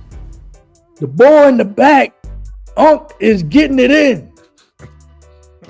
Talking about Dot was in the back seat. Yeah. Yo, Unc, I want to sit in the back where Unc is. I mean, loads of comments. Right. And this is from younger people. So I think it's a reaction to what's been going on for the last 10 some odd years, maybe longer than that. It has to shift. When you do something for so long, there has to be a shift. And I think now, finally, people, younger people are saying, man, what's this sleepy time shit, man? Look at this old nigga with the fucking gray beard in the backseat standing up, wilding. Like, what is that? I want to do that. That looks crazy. You see what I'm saying? So I think that there is some hope and promise, because it's a reaction. With every action, there's an equal and opposite reaction. That's just what it is. So yeah. Yeah. I mean, here's the thing, bro. I always tell people at 52, I hope I'm wrong. I want to be wrong half the time because my being right, it doesn't help shit. You know what I mean? It's kind of dire if I am right. So I hope you're 100% right. I would love for dancing to come back. I would love for the fun to come back and everything like that. Vay, you got anybody else left on your list, bro? Not really. Yeah. Well, who you got? You got somebody. I mean, I did, but these were like extras. Like I remember fun music. So one was Moni Love. Yeah. Oh yeah. Moni in the middle, yeah. Watching the Moni in the middle video and the skates and all that. It was all fun. Right.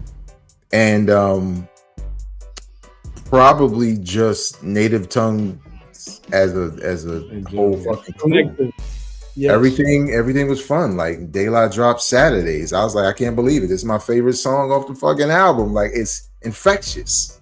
You know what I'm saying? Because I could relate, especially when I heard it. It was summertime, so it's block parties and everybody outside. And it was just a vibes. And I feel like that with Tribe, there was a point in time where Tribe was mostly fun. And then, that whole beats, rhymes, and life. I'm like, is it Q-Tip threatening me? Like, what is this? Like, I didn't want to hear it from him. Like, I know you're a man. I know you probably had to punch a nigga or two. But the way I was introduced to you, I don't want to hear you say that. Like, I'll go to those other guys for that. So, but yeah, I felt like the whole Native Tongue thing was always fun, especially in the 90s. So. Yeah. Trey, you got anybody else left, bro? I'm gonna cap it off with a group that started off, giving me that kind of street shit, and then said fuck it. And I think I'm equating fun with artistic, and I'm gonna say Outkast. Okay. Yep. Specifically, Andre. You know what I'm saying? Yeah. Outkast as a whole, I think after Southern Playalistic, which is a dynamite album, love that album. But I think after that, they took the shackles off and was like, I want to be free. Do what the fuck I want. You know what I'm saying? Like, freedom. Bombs Over Baghdad is fun. What? And it's the tempo. Yeah. Hey, y'all. Come on, man. Them niggas started wilding after that. After that Southern Playlist shit, them niggas started wilding. You know what I'm saying? It just, nigga, we're going to do Speaker Box, The Love Below. Nigga, you going to do all that shit over here, and I'm going to serenade these broads over here. You know what I'm saying? Like, you know, it's freedom equating to fun. And I think they started having fun after that Southern Playalistic album. You know what I'm saying? Yeah. It's funny you bring up Speakerbox, and L.A. Reid's book, he talks about how that, you know, 3000 was like, you know, he was done, whatever. So Big was coming out with Speakerbox, and he went to L.A. 3000 went to L.A. and was like, yo, how, if I wanted to be part of that album, how much time do I have to like record and get something out? He's like, you got 3 weeks. And in 3 weeks he delivered, you know, The Love Below. You know what I mean? And you know, again, whoever that A&R was, chef's kiss, bro, because if that comes out just as a big boy album, no way it sells 10 million records. It doesn't. No. You know, but being able to put them together, and it's a double album, and one is Big and one is Dre's, and you know, now then you look up and it sells 10 million records and it's Outkast. Like, there's just sometimes there's strength in the name. You know, I think Big Boy has put out, I think his first joint is a 5 mic classic for me again. But I mean, all of his joints, I've thoroughly enjoyed all 3 of these joints. I mean, the Sir Lucius, what was this one? The Vicious Lies, and even the Boomerverse. Like, these are all great albums, but they don't go anywhere because it's like, it's not Outkast. You know what I mean? Like, I feel like if you put a Dre verse on all these songs and you put these as Outkast albums, people at least know about them. I'm not saying, you know, the world's gonna love them, but I think it's just same thing. You know, I don't know anybody who really wants a CL Smooth album. They want a Pete Rock and CL Smooth album. Right. You know what I mean? So the Outkast joint is dope. I had 2 more I forgot about. One, Redman. I always thought Red was funny with the bars, you know, whether it's Superman Lover or something. He just, you know, even if it's at the end of the Can't Wait, like, you know, with Bruce Lee riding the Fuji in a movie, like, I kick it on the 1, not the 2, 3. Like, he just seemed to always be having fun, like, never took himself too serious. I forgot that video where him and his boys watching the girl, and then she crashed the bike and flipped over 3 times. And it's like, ooh, like, Can't Wait. I Can't Wait. No. That ain't I Can't Wait. That's Muddy Waters. I forget. But yeah. But I always thought Red was like that person who's never taking himself so serious to not have fun. And then again, Redhead Kingpin, nigga, you a nigga with red hair, like Kingpin. Do the right thing. You know what I mean? Wow. You know, fun music again. Music. Is that what we're doing? If we're going there, then I'm gonna go Super Love and See It Casanova Run. If that's you know what? I'll fucking raise you a special ed. I'll raise you special ed when I got it made. Like, this is fun. Nigga talking about I got a dog with a silver bone. Like, you know what I mean? So we can never. I'll raise you one on that. And here I always say this. People don't talk about this album. The Legal album was crazy to me. Crazy. I think the album cover killed it though. This album cover is what did them dirty. You know what I mean? But the joint with the Down the Line piece on that album. Yeah, this was Down the Line. I mean, what was the Down the Line record name? That was my joint. Oh, hold on. You know, nigga, I'm old now. I need glasses and I don't want it. 5 minutes in the mic. 5 minutes in the mic. 5 minutes in the mic. Where the beat changed every time. The beat changed every time. Come on, let's move it. Is on that joint, yeah. Come on, let's move it. You're not so hot. Yeah. You wish you could. Ready to Attack. That was the first time I heard the Galt McDermott sample that Pete used for Down with the King. Yeah. One thing about it was on that album, right? Think About It. What you said? Think About It was on the first one. It was on the first one. Okay. Yeah. But this, I just think that album cover, I don't know what the album cover was with this, but even when you look at The Mission, when you look at that video, they having fun. Like, they got ninjas and, you know, it's ninjas and shit. Yeah. Right. You know, it's just a fun, you know. Flatbush style. Started doing the body joint. Right. You know, or even with the thing about it, this nigga ride around the hovercraft. Like, you know what I mean? So again, nigga, where the fuck you get a hovercraft from? This ain't even CGI. Like, this ain't no AI shit. Like, nigga, where the fuck where did you get a fucking hovercraft from? Like, nigga, you can't just get that shit in Brooklyn. So we got that. But tell me this, y'all. When was some of the last times that you heard some hip hop and it was fun to you and it made you say, like, wow, I missed this. It made you smile. I know for me, one of them is this album right here, Cabin in the Sky, De La Soul, man. When I played this, it just took me back to 1990 when I first heard De La Soul is Dead. I love this album. I know we did the Mass Appeal, who had the best records and all that. I don't remember what I said, but now I love this album. I'm probably listening to this joint at least once a week. And again, it's just listening to it and it just makes me smile, whether it's a Quick 16 for Mama, you know, which needs to be the hip hop Mother's Day anthem, you know, Will Be with Yummy. I mean, it's just a fun album that I just like enjoy. I mean, me and Nay, like literally Day in the Sun, like that is just our song. Like it just, if you put on Day in the Sun, you should smile. If you don't smile, I don't trust you. Vague, what's one of the last times that you can remember listening to some hip hop and actually smiling or putting you in a good mood? Last year, man, Kwame, the different. I gotta hear that. It's dope. It's dope. It's very. It's. I'm not trying to say fellow, but it is surprisingly dope. And the whole time he talked about it, like online, which for me typically nowadays is more of like, oh nah, you ain't getting me with that. Like I'm bringing the fun back in hip hop because he was saying that, and I was like, shit probably gonna be whack. Until I pressed play, and I was like, oh nah, I think he actually did it because you could. It's fun, but you could tell he still got it as an MC. Right. He might be better today than he was back then. You know what I'm saying? And the beats are dope. And it's a fun album, like you said, like the De La joint. It really made me smile and remember, and also like following him on Instagram and seeing everything he's into now, which made me smile because you know it could be a whole nother story. And for him to put out an album like, all right, fuck it, I ain't put an album out in a minute. I'll just give y'all this.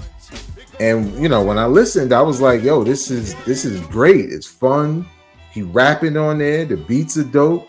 You know, maybe there's a little bit of that stain of being from the past that some people feel like they won't even press play.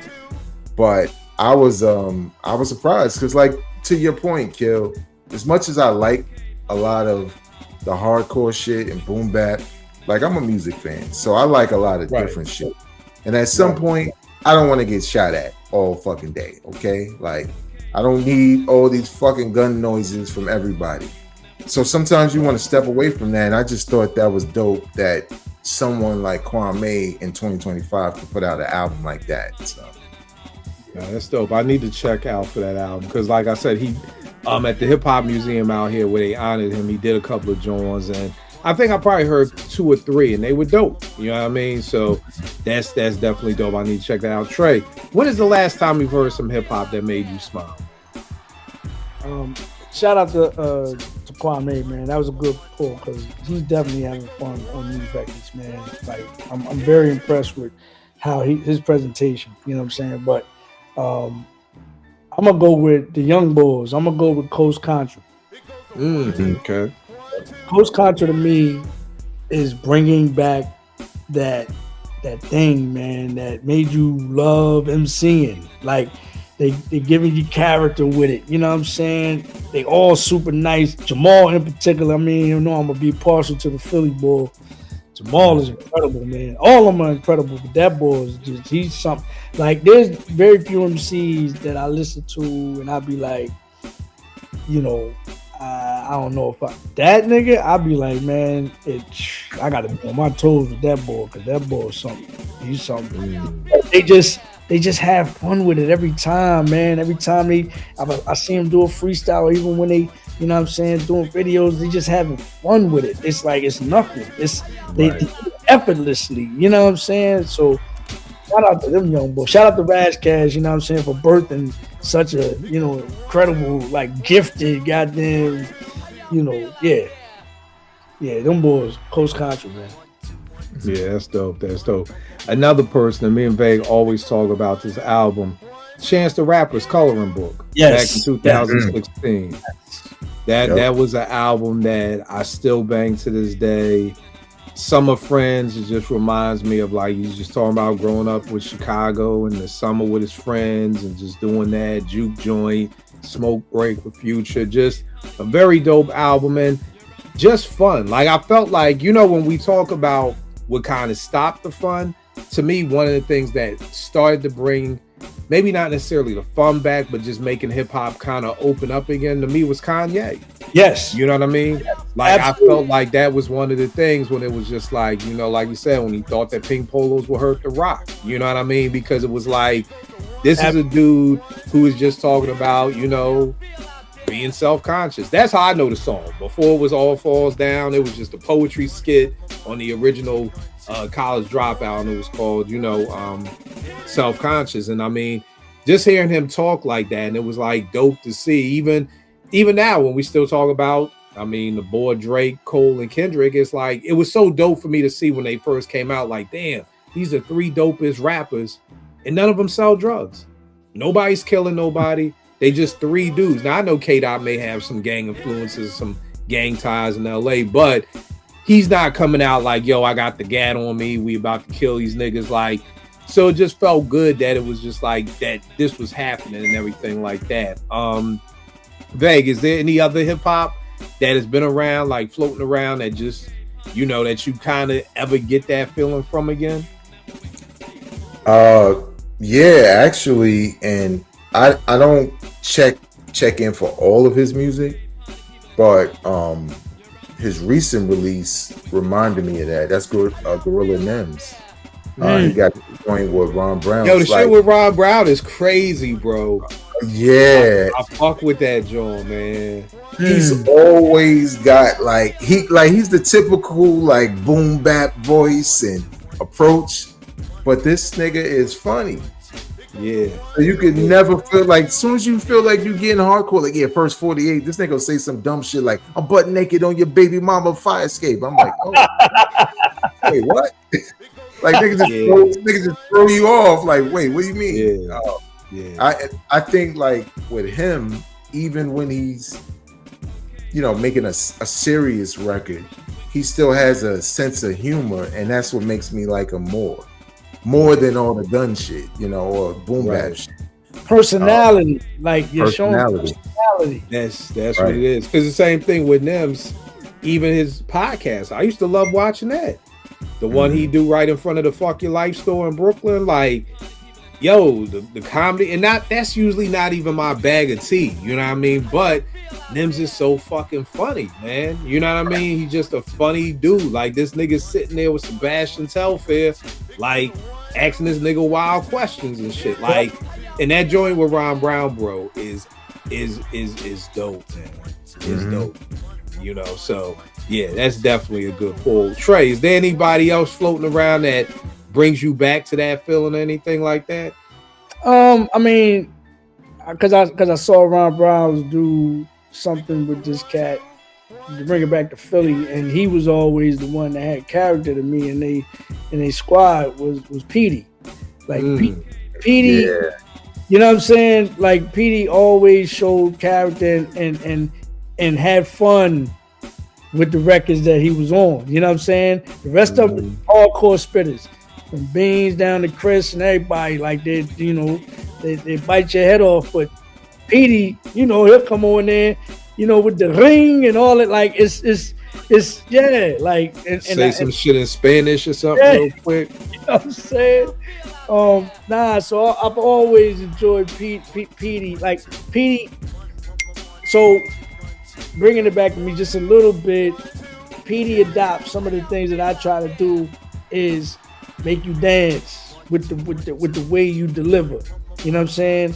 And that's gonna lure in, you know, some, and it goes back to when this hardcore shit got ushered in. It was taboo to, you know, kind of cater to the women. But if you say things a certain way and you swing it a certain way, women love that shit. And you be saying the hardest shit ever, but if you swinging it a certain way, it's like, oh, that feels right. You know what I mean? And I think Petey's delivery lends to that. You know what I'm saying? So yeah, he's one of them guys, man. Shows a lot of personality on the mic and makes you know, and it has both genders like on some, I rock with PDI, you know what I'm saying? Right. And for people out there watching, if you don't know PD, even Trey, a great example, what you talking about is that Neo record he did. Yes. The way he came in on that yes. Shit is, that's it right there. That's exactly what you're talking about, because I don't think anybody else in State Prop could have got on that Neo album, that Neo record, and done with it what PD did. You know what I mean? So that's a great example what you're talking about, how you bring it in, because when PD come in that joint, it's crazy. That takes that song to another level. And again, the regular, nobody else from State Prop is gonna do that. Freeway, love you to death, Free, but you're not gonna have that same oomph in the song like PD did. Another boy that I got, man, Freddie Gibbs, man. Freddie Gibbs always says some funny shit to me. When that nigga said, if she get pregnant, I have a son, I teach him to shoot like T. Morant, or I'm courtside drunk as fuck like I'm T. Morant. Like, just little things like that. Like, or when he said, you know, he said something like, you know, we could squash it up. He's like, nah, I'm lying. Fuck around, throw a grenade and blow your casket up. Like, there's always something funny.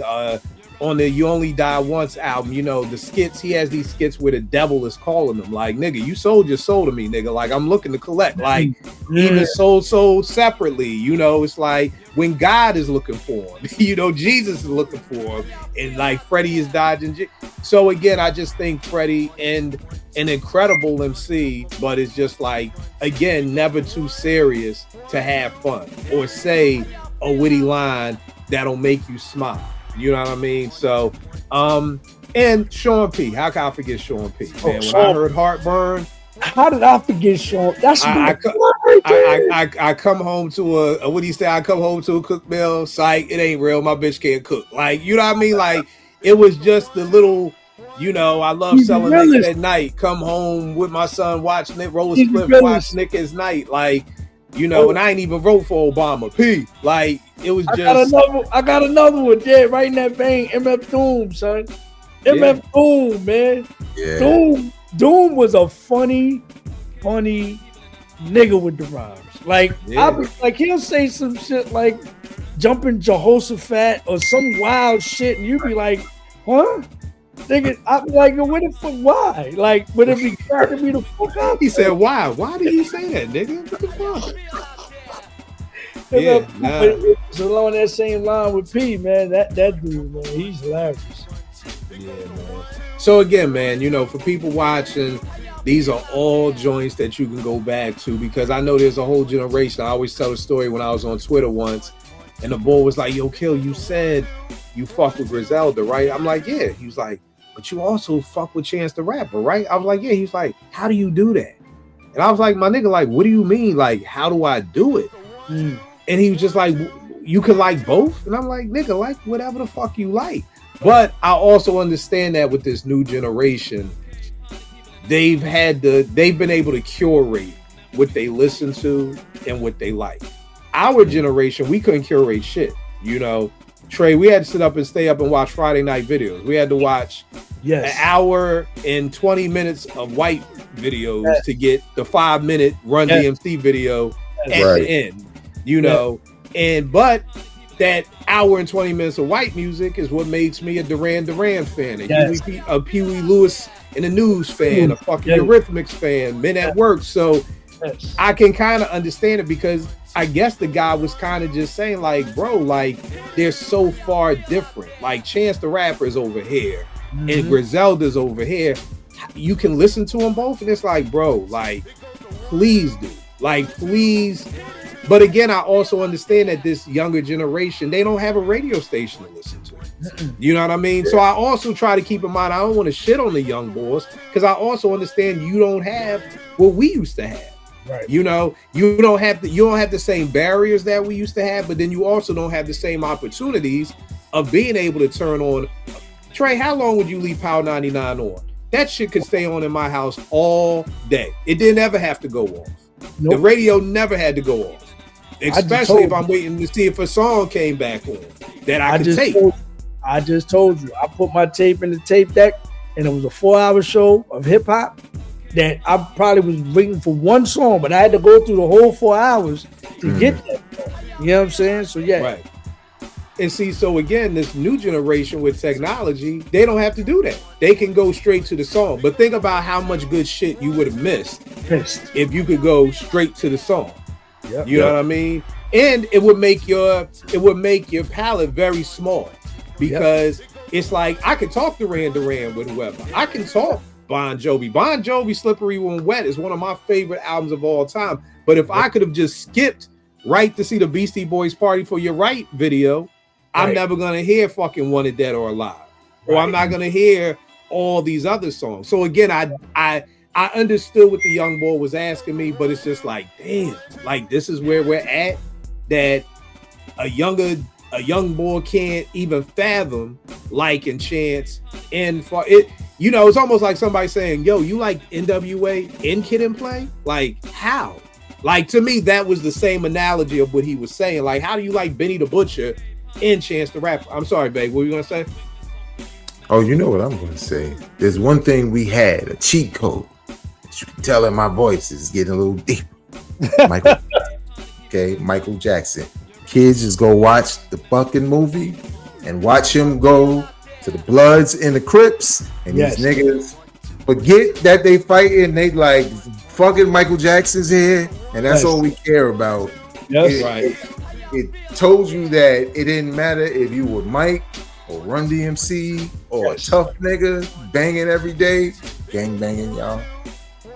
But to me, it was just one of those things, like you said, with all those groups, we had a greater palette when it came to music. Like we're more music fans than just hip hop fans, and that's why we can identify what's dope about Chance the Rapper and what's dope about Benny the Butcher, because we know all of this. So, but I think a lot of it is that we were shown the way. See, a lot of these kids weren't shown the way. Prime example. Now, when you mean shown the way, what do you mean, Trey? Meaning, you had influences around you, whether it was the radio station that may have only been one station you had to lock into, or there was your parent that only played a plethora of music in the house, or an uncle or an aunt or big cousin or big brother. I think a lot of these kids aren't shown the way. Like, so prime example is my kids. I can take my kids for an example. They have me, right? And in my car, this is what I'm playing, right? Now, we switch around, you know what I'm saying, based off of whatever their mother is playing in the car when she's in there, which is not the same as mine. But their palette is now vast, because when they get in my car, they're hearing Shaka Khan. They're hearing, you know what I'm saying, Brothers Johnson. They're hearing, and they know all of these records. They know, matter of fact, it's to the point where when my wife gets in the car, because I keep it on the groove, she's taken aback by the fact that she knows the words to a lot of these records that she don't even know the words to. You know what I'm saying? But then when they get in her car, it slows down a little bit. So you get a little Tamia, you get a little, you know what I'm saying? That, and they know all the words to that. You know what I'm saying? Right. So it's like you, as kids, you have to, and just like the environments that we grew up around, we were shown the way. We wouldn't have the palette that we had if we weren't shown what or played, or if things weren't played while we were growing up listening to them. It's just, and it's funny, you the way you said it, I agree. I always say we got kidnapped.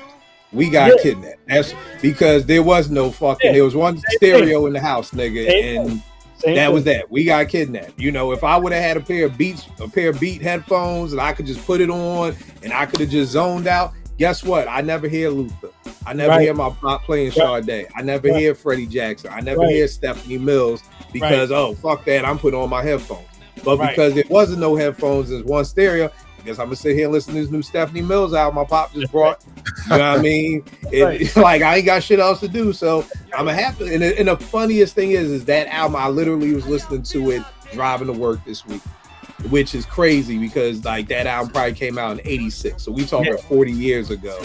And I'm driving remembering listening to the "If I Was Your Woman" by Stephanie Mills. My pop would play that all the time from the Gladys joint. So again, like you said, whether you had somebody to show you the way, whether you were kidnapped or whatever the case was, now that kids are able to just go straight to whatever song they want to listen to, and they don't have to sit through. You just miss out on so much music. And I mean, I always challenge people, like when you're on Apple Music and at the end it's like, hey, here are other groups that are like that. Click on some of those links and listen to some of the other groups that are like that. I mean, and that's something that I'm even starting to do myself, because I've asked Vague about that before. I asked people who find different things. I found some shorty, like I was listening to God, who was I listening to? I was listening to Kalani. Then at the bottom it was like somebody who's like Kalani, and it was this shorty called Ebony Riley. Never heard of her before, but I was like, fuck it, let me check it out. Shit was good. Then I looked at the bottom, it was Tink. I remember Tink from when Timbaland signed her. She was the next leader. So now I started listening to some Tink, and then at the bottom of Tink was RJ the Weirdo, and then I went to RJ the Weirdo. And so again, it's just like, you know, for people who, because it is hard, because back in our day you would hear a song and be like, damn, who's that on the radio? You see a video. This generation doesn't have any of that. You know, they don't have a Rap City to come home to. You know, the only thing they have to come home to is a YouTube, you know, and then YouTube, you got to put what you want to see. You know what I'm saying? Whereas, again, it felt bad in our day because we thought, remember when we got, what was that shit called? The box where you could buy the videos? Yep. You know what I mean? And you would wait for the video to come on. It was like, that's dope. But again, how many other videos would we have missed in the time being? You know, if we could just get to where we want to go, which is where I try to explain to my kids too, just fall in love with the process. You know what I mean? Because if you could just jump to where you want to go, that process means something. So definitely a dope show. Trey, again, Law and Disorder, dropping midnight tonight. You know what I mean? So by the time, so by the time this gets posted on Monday, it'll have been out all weekend. What is your number one takeaway that you want people to walk away from listening to this album? I think first and foremost, I want them to just, what's your initial reaction? Like, don't even think about it. Just play the music and give me your initial gut reaction. Because I think if you go on just your gut without thinking about it, it's gonna give you a feel. I think it's gonna give you a feel that you haven't felt in a while. You know what I'm saying? Especially those that know what that feels like. Now, for those that are new to it, it's gonna give you a new feeling. Like, damn, what is this? Do I know exactly what I'm listening to? I mean, you know, in my opinion, it feels great. Like I said, I'm not concerned with the rhymes per se. I think you'll get those later on. Matter of fact, that probably should be the last thing you get, which will be the cherry on top from all the other shit that you are going to experience when you're listening to this album. But for those that do know and have heard, you know, or it reminds you of something, I think it's going to be a reminder, if you will. You know, but enough of, you know, what I want people to get out of it, just from YouTube. What was your knee-jerk reaction? Like, first time listening to this shit without really taking a deep dive into it, what was your initial reaction? I think my initial reaction was the amount of times, the way I judge an album is when I listen to a song and I want to hear it again. So for a lot of albums, for me, I never really want to listen to an album straight through. I want to like hear the song again. And there was probably at least 5 or 6 joints just off first listen that I was like, let me go back and listen to that again. Like, let me go back and listen to that again. Again, Trey, I'm 52. I don't know how you remember all these rhymes at 56, but nigga, I can't remember the name of the song that I love that you just told me was the name of the fucking song. What's the name of the song again, Trey? Seen It All. I must have played that shit. You told me, yo, you got a song with a bridge in it? That's crazy. Yeah. Yeah, that was my first reaction. Like, there's a bridge in this fucking song. Like, the fuck is this? I haven't heard a bridge since like Snake Eyes on Main Source album in fucking 1992, like 91. But I must have listened to that song. I mean, no lie, 10 times in a row. Like I was hitting Trey like, yo, this is the summer banger. Y'all have to do a video for this. Like Tanya, next day at work, yo, babe, yo, listen to this song real quick. Let me know what you think. Like that was it. Like I love having that feeling where there's multiple songs, but there's one song that's just I'm like, that's it. You know what I mean? Like that was it. So that was my initial reaction. Yeah, like I said earlier, I think for me, what stands out, especially listening to like a lot of hip hop, just for my podcast, is personality and identity, and knowing this isn't going to be the same thing. Especially somebody like me who listens to a lot of shit, the same thing over and over again. That makes you listen with intent, you know, because you don't know what's next. You don't know what type of beat, what type of flow, what type of skit. The other thing, did D-Dot do all them damn voices? Because I feel like I'm hearing him be the lawyer on the skit, and I could. The nigga's talented with that voice changing shit. It was me with the lawyer, but that was him. He was the judge. He was the judge. Okay. He was the mad producer. And the other skits that on the album, that was my man Kaus, who did the mother two. But on that first skit, he played 3 characters, which is crazy. He was the judge. Yeah, like that's what I mean. Like in a lot of ways, it's not what people are accustomed to. It's kind of like how Kill had the moment with the kid saying how you listen to both. It forces you to actually listen and not have anticipation for a specific sound or something you always hear. And that's what makes for great music in general, where you don't have to have these shackles, right? You just could listen. And that's what we were talking about with fun hip hop. It was just about enjoying the music. So I think that's what I like the most. And I didn't even know what to expect, to be honest. Right. You know what I'm saying? I think that's what made it a good listen for me. And that's why I don't mean to cut you off, but that's and again, you had such a short time to really kind of live with it. But me sending it to you, when I did send it to you, gives me, you know, the knee-jerk reaction from when you first play it. What does it feel like? Okay, damn. And you're giving me your immediate knee-jerk response to it, which is perfect. You know what I'm saying? Because the thing that I want people to get out of it, going back to your question, is does your knee-jerk reaction make you want to keep playing this shit? Does the knee-jerk reaction have rewindability? Because a lot of times, you know, people may listen to a record or listen to an album, and then they initially, I don't like this shit. And then they got to revisit the shit years later and find out that they love the shit.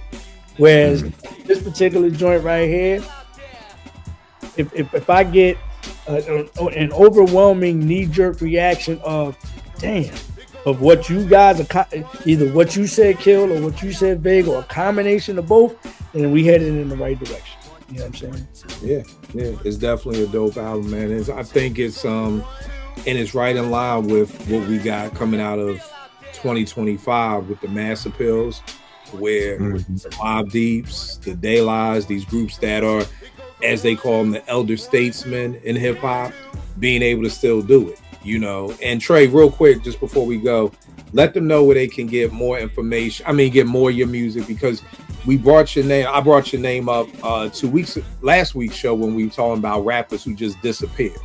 Yeah. You know what I mean? Because I was saying, for the average hip hop fan, after Many Faces, it was like, damn, what happened? You know what I mean? Like, where did Trey go? And they don't know about all the albums that you've dropped since. Right. So talk about where they can get everything, and that you didn't disappear and you're still here. Okay. So before I get to Law and Disorder, I took all my music off of the streaming platforms, and I put it on my own platform, which is called even.biz.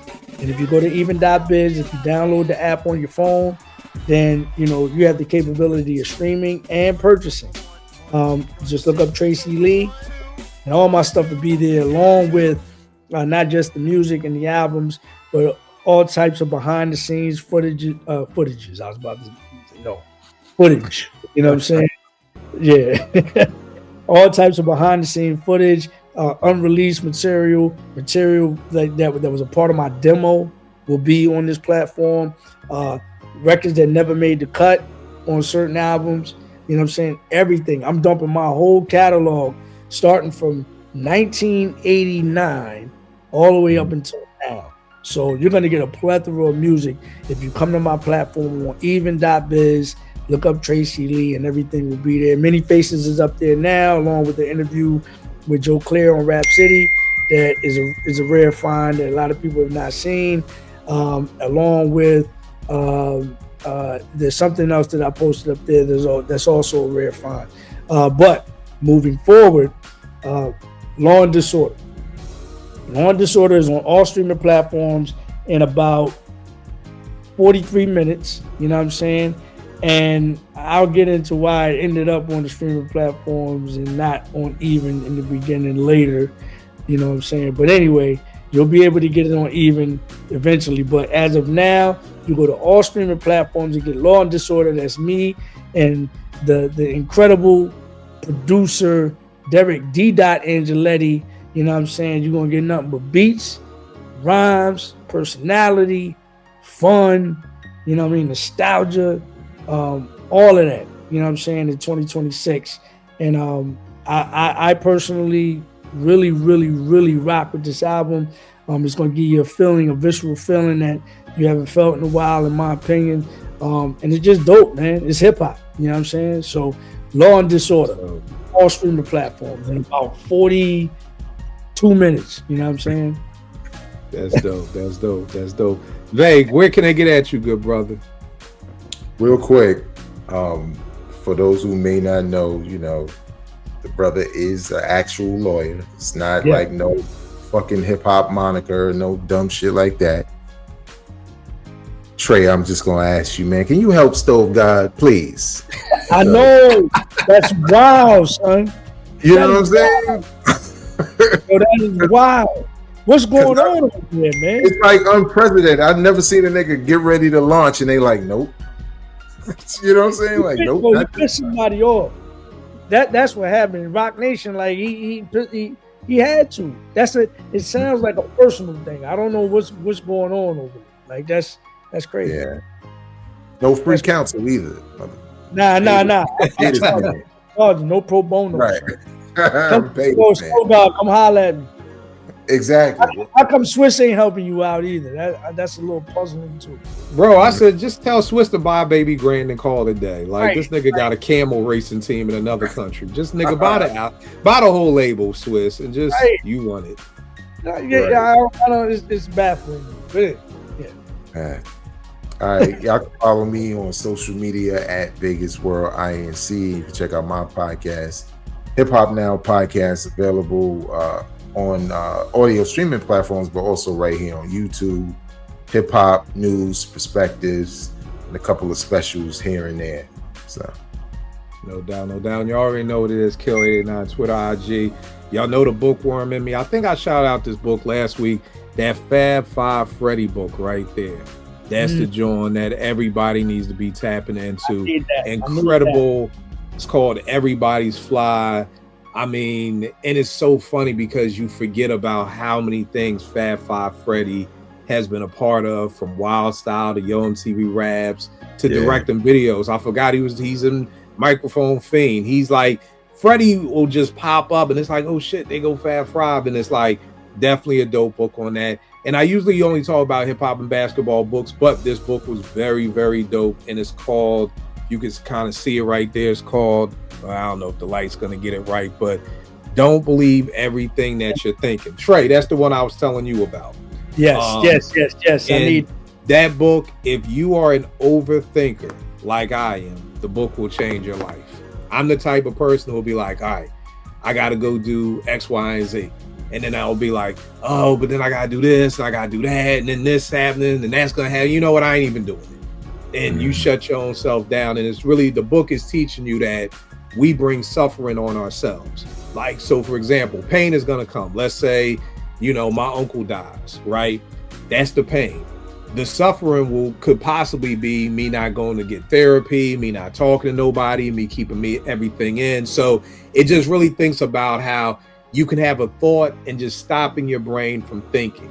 So if my thought is, I need to go visit my mom, that's where it stops. It doesn't go into, oh, but then what time am I going to leave? Who's going to watch Boots? Is tea come? Like, as soon as I get a thought, my brain is racing about 50 more thoughts. And then before you know it, it's like, I'm not even going because I don't feel like dealing with all this stuff.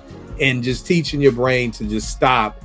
I need to go visit my mom. I'm going to go visit Boots. And I'm not even going to think about nothing. I'm not thinking about traffic. I'm not thinking about this. I'm not thinking about that. So very dope book, 2 dope books. So definitely check that out. Trey, super proud of you for the album. Congratulations, bro. I'm praying that the world loves it as much as we do. We'll definitely be pumping it up. Go get the merch too. Go to TracyLeeMusic.com. We got the merch for the ladies and the gentlemen. You know what I'm saying? All right, so that's on TreyLeeMusic.com. TracyLeeMusic.com. You can go get all the merch, all the Law and Disorder merch. We got the t-shirts, we got the tank tops, we got the hats, we got the buckets. We ready for the summer, man. Law and Disorder, you dig me? All right, and another thing, had to start shooting out my brother Gadget and my man DJ Iron. Y'all gotta hit up Fireplace Records, 5100 Baltimore Avenue, Hyattsville, Thursday through Sunday, 12 to 8. I have been digging. I was talking to Iron the other day. He called me in the morning, and we were talking. I said, bro, I've been digging since 1991, and I have never been to a record store like y'all's. You know, really? The way, I mean, because it's a hip hop, like, it's to the point that one day I just hung out in there with Gadget all day. Me and JR just hung out all day. And you talk music, the customers come in, they join in on the conversations. And, you know, now that they're in the new space, they have the DJs playing live. They have so many dope things that are just going on. And I mean, it's like, I was telling Iron, like, yo, I'm so happy and so proud of y'all for being able to make a record store into it really being like, you know what that shit feels like, Trey? It feels like, where did Roger and Rerunning them go every day? To the little spot with Shirley. I forgot the name of the joint. Yeah, whatever the soda shop was, that's what Fireplace Record feels like. It feels like Regal Beagle. Was it the Regal? Nah, the Regal Beagle. Nah. That's Three's Company. That's Three's Company. Mr. Furley. Yeah, not the Regal Beagle. But whatever was the soda shop that they hung out at every day. I feel like if I lived in Hyattsville and I was a kid, I would just go through there every day just to kind of post up, to hear music, hear who's going to be DJing. It's just a very dope vibe in there. You know what I mean? So definitely anybody who's watching and you're digging, you got to go to Fireplace Records, man. They got to, and they have a rack of shit, man. So definitely dope. All right, y'all good people. I will check y'all next week. Peace.